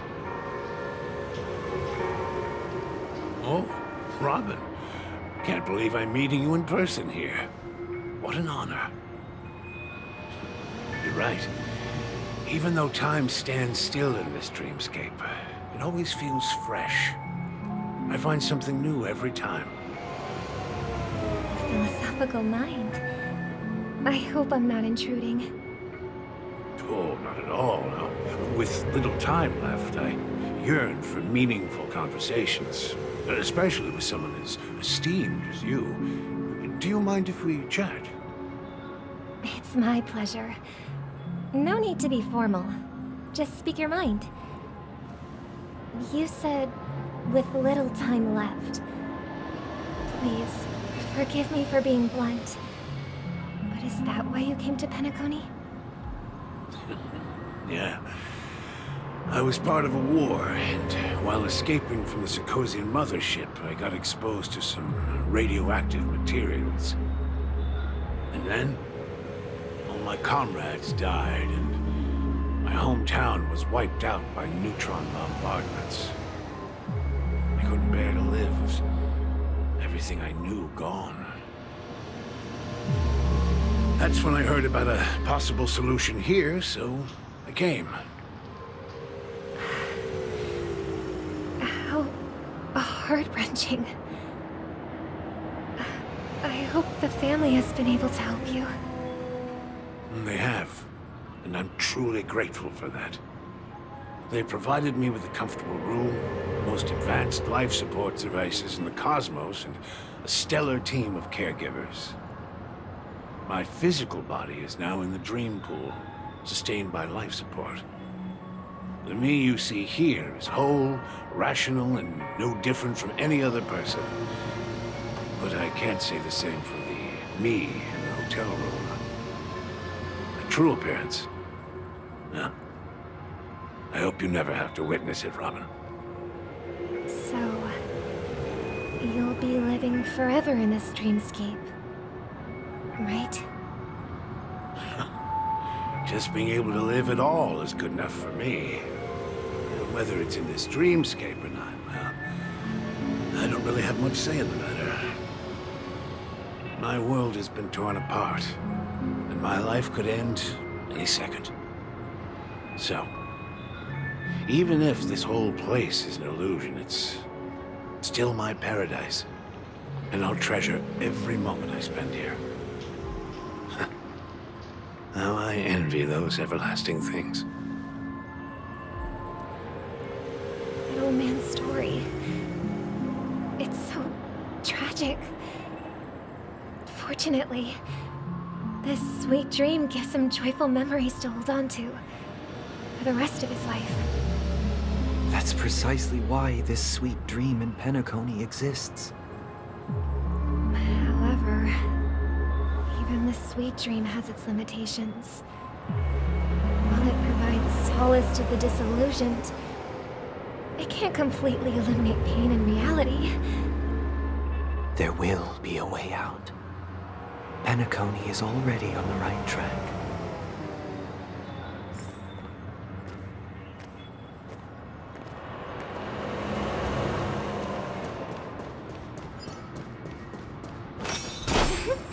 Look what we have here. Oh, brother. What a surprise to see you again. Show yourself. Your trick won't work on us. I've heard that a skilled masked fool received an invitation too. That must be you, right? Did you enjoy yourself? Barely. The people here are way too gullible. A little bait is all it takes for them to bite. And they run away at the slightest hint of danger. In other words, they're naive and cowardly. Now that you've had your fill, it'd be wise to leave before it's too late. The music of the harmony doesn't tolerate discord. What? Now that you have the real Robin, I'm useless? Oh, how disheartening. I've done so much for the family. You should be thanking me, because if it weren't for me cleaning up this mess, Penacony would still be in shambles. Don't you think?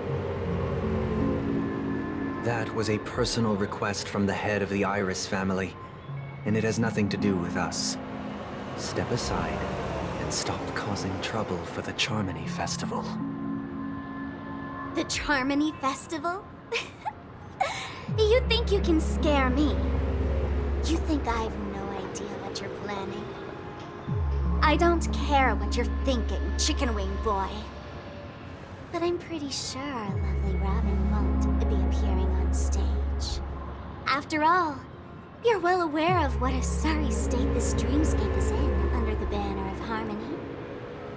Penacony, the land of the dreams. Is this truly the paradise you desire? Stop it. What's the rush, chicken wing boy? Did I get to you? Our paradise is none of your concern, masked fool. Leave now, or the family won't tolerate you anymore. All right. I'll go. But Robin, I suggest you seriously consider this. Do you really believe those living in dreams can escape pain and find true happiness? Well, I've done my part. And now I'm simply waiting for the fireworks to begin. Here, the last 2 gifts for both of you. And don't lose them. If by some unfortunate chance the Charmony Festival starts against all odds, remember to use them during the show. And it'll be thrilling. Bang! I heard a raven cawing in the distance. It seems the Dream Master will arrive soon.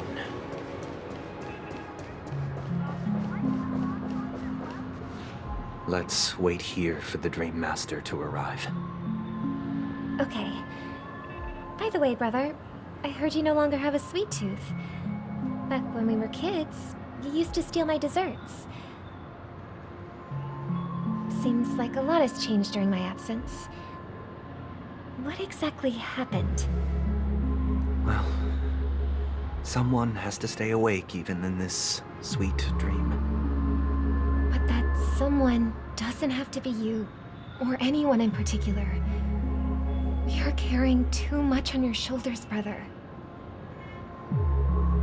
The paradise in our dreams.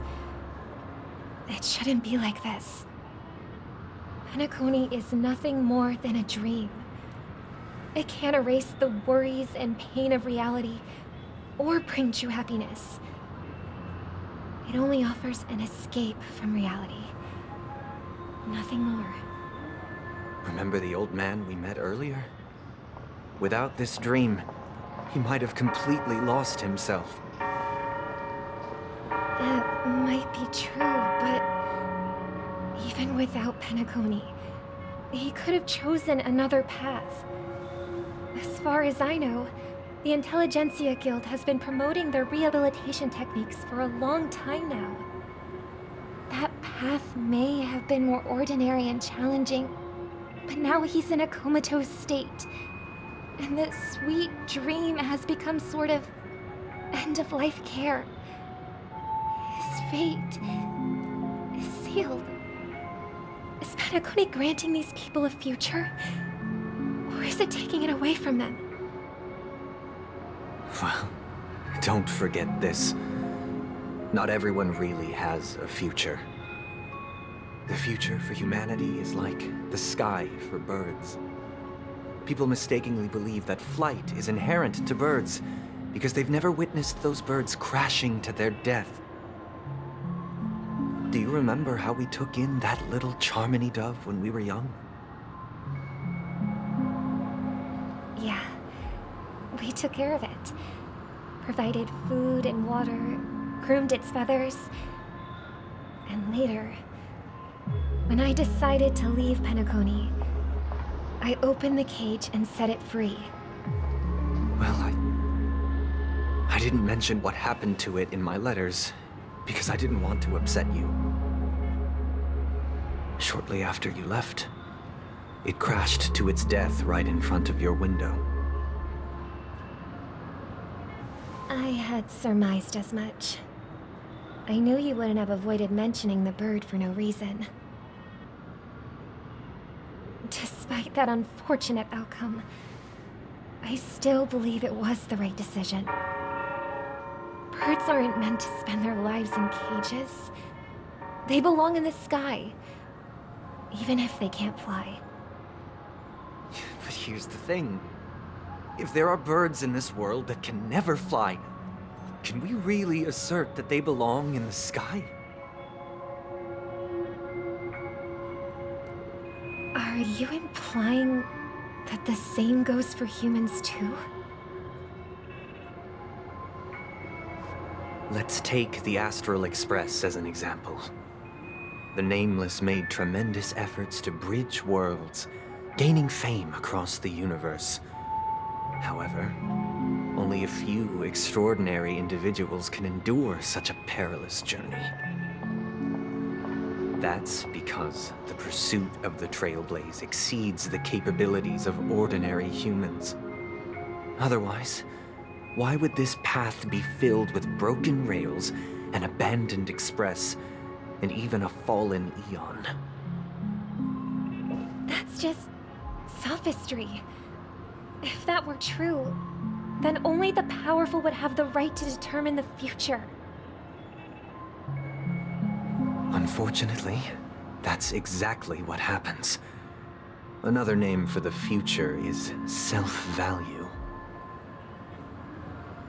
While this world has its fair share of heroes who inspire people and garner admiration for their heroic deeds, the majority of ordinary people will never become heroes in their lifetime. Some are born weak and vulnerable. Some find themselves trapped in unfortunate circumstances. Some fall victim to malice and cowardice. When it comes to survival, everyone is equal, and the weak can only watch as their value gets constantly diminished by external forces. That's why we should care for the weak and support them as if their suffering were our own. That's what the Odes of Harmony have always taught us.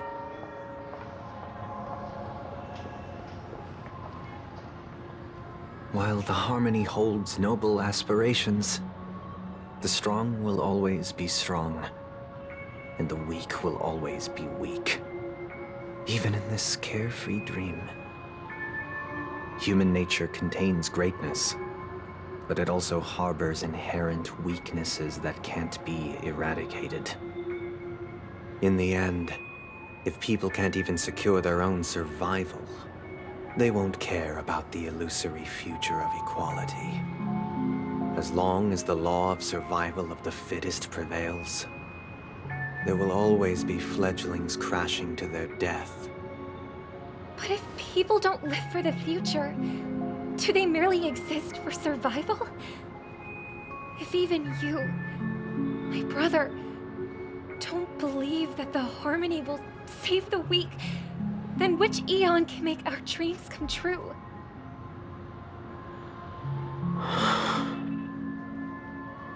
People often forget that when the first bird took flight, the entire world envisioned a future where no more fledglings would ever crash to their death. Are you reading, sister? What are you reading? Mr. Gopher White gave me a picture book. It's about the story of the harmonic strings. If I could become a chord master, I'd like to summon Dominicus, the harmonious choir. I want to sing with everyone and spread our wishes so that all can feel happiness and joy. I see. Then I would summon the harmonious choir too. Don't you have a wish of your own, brother? Of course I do. It's just that it includes your wish and everyone else's. I long for a true paradise where everyone can find peace. Then let's build a stage there and invite everyone to our performance so that both our wishes come true through the power of the harmonious choir. It's a deal then. Yeah, it's a deal. But how can I become a chord master?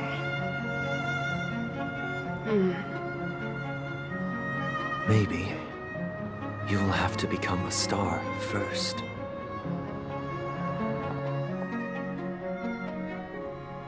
You're back sooner than I thought. Any results? Yes. And now, it's up to us to forge ahead. Since his last will has now been conveyed, my final mission is complete. But pardon me if I sound curt. It's good to have determination. The path Mikhail left for you is not an easy one to tread. Why else would he have chosen to sleep in solitude, staking everything on some nameless in the future? But you have the numbers.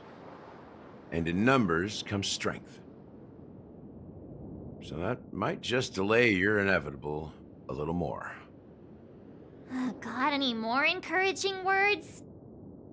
As I see it, relying on Welt's negotiations alone is far from enough. Regardless of whether the other party will be compliant, negotiating simply allows us to meet them as equals and won't grant us an upper hand. Penacony is our rival's home turf, and we already have very few chips left to play with. Rather than idly sit around while the family's got us blocked off, an offensive approach might be a wiser course of action. We're more familiar with the Stellarons' properties than most, and since it's the key to stabilizing the Sweet Dream, it's vital to the family's interests. By attacking their core interests, insists, they're bound to retaliate hastily. And as the saying goes, haste makes waste. That's right. As long as we pose a threat to the Stellaron, either with words or otherwise, we have a chance at gaining the upper hand. But the problem is, on the eve of the Charmony Festival opening, how exactly are we going to get close to the theater? Family security will be airtight, and if we brute force it, even if we succeed, it's too risky. So, no one's gonna say anything? Then I'll raise my hand. I know the answer to this question.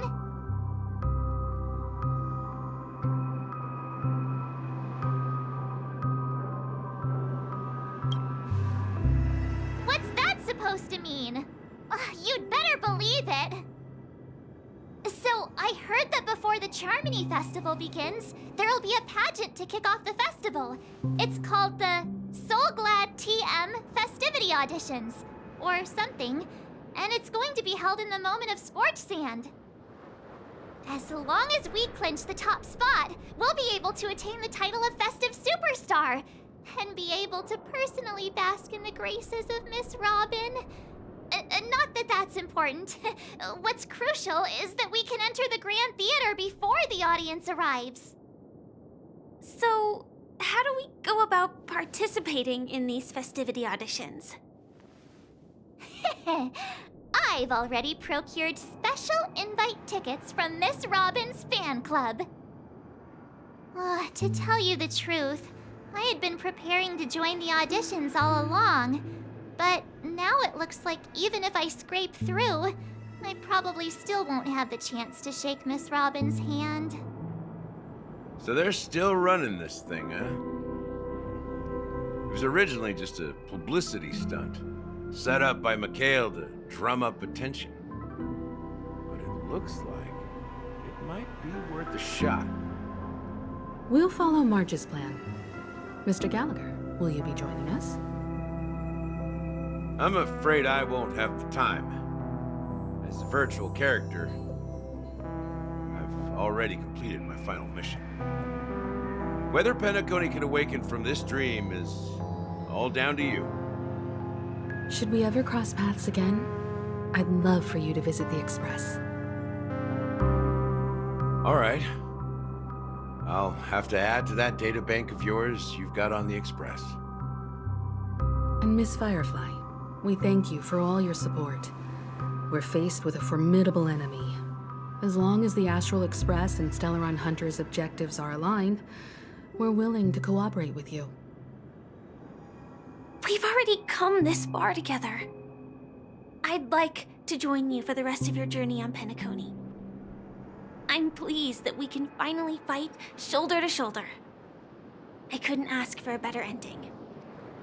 This is also the spirit of the Trailblaze.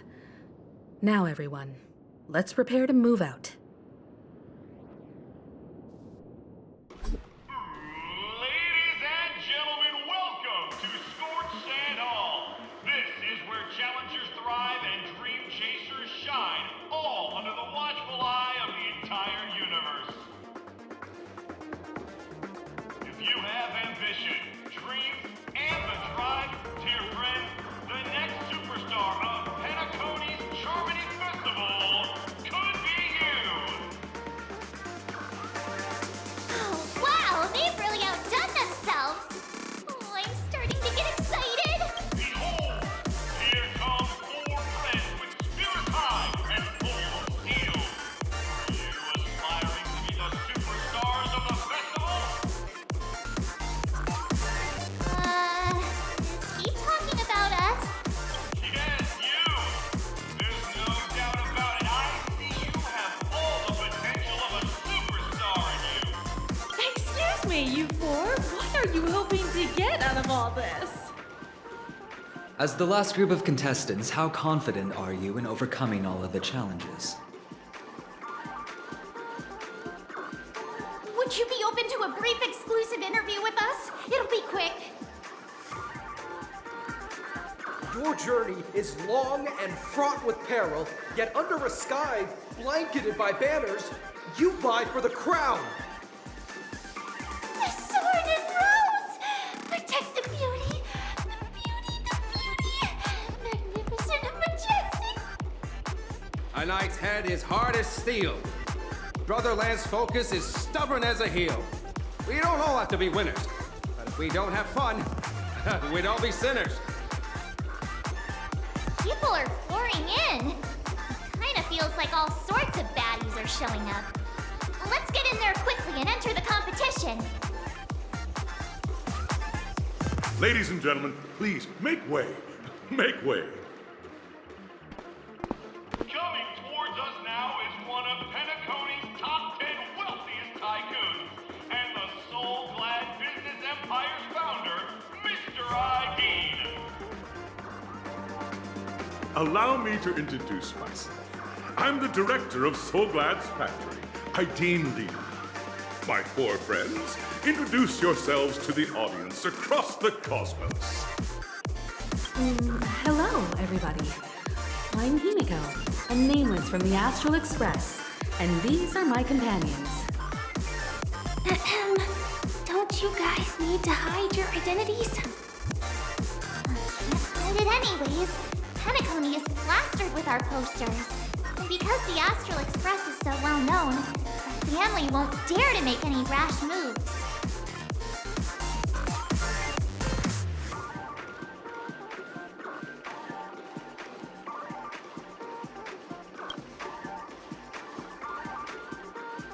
Hello, everyone! I'm March 7th. I'm an ordinary girl who loves adventures. Hello, everyone. I'm Firefly.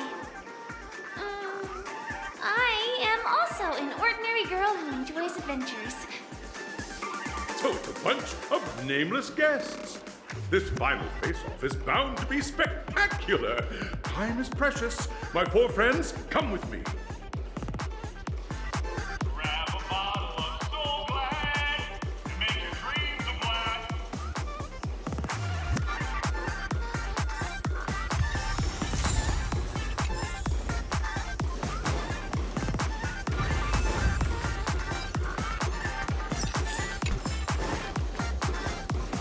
This place is buzzing.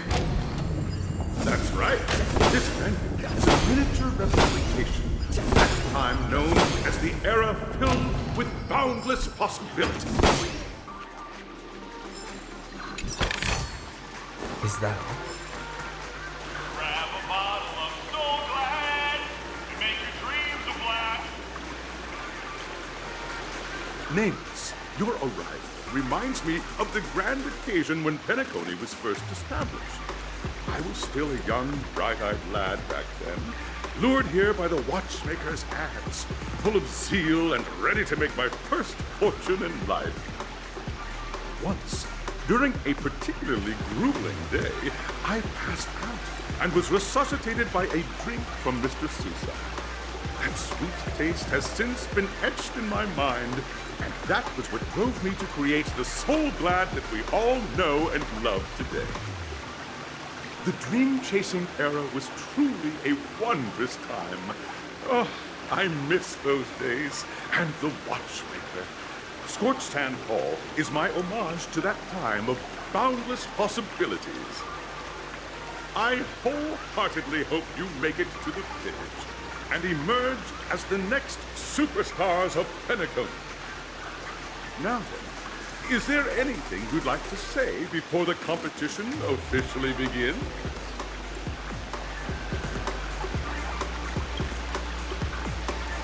Haha, that's the trailblazing spirit. How about you, Miss March? Hello, everyone! Next up, get ready for the Mega March 7th adventure, where I'm going to break the speedrun world record! Trailblazing into the uncharted and challenging the limits. That's Miss March 7th for you. How about Miss Firefly? I hope that by the end of this journey, everyone will have achieved the outcome that they hoped for. Ah, a wonderful wish! Miss Himiko, what are you expecting from your team? Safety first, everyone. Simple words, but full of warmth. Waiting for you are 3 stages, each connected to that era. The first 2 stages offer 2 distinct paths to choose from, with unique challenges on each route. And in the last stage, you will face off against a champion who has defended the title to this very day. A beloved contender whose noble virtues are unrivaled. Those are the rules. Simple. Everyone clear? Now, I hereby announce that the 33rd Scorched Sand Festival of the 20th season, sponsored by Soul Glad Enterprises, has started.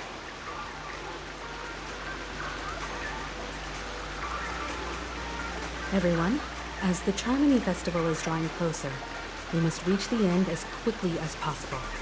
Factoring in efficiency and safety, splitting up into 2 groups is the best choice. March and I haven't known Miss Firefly for too long and aren't overly familiar with her. It'd probably be better if the 2 of you paired up. Fine by me. Let's do it. All right. I don't have a problem with that.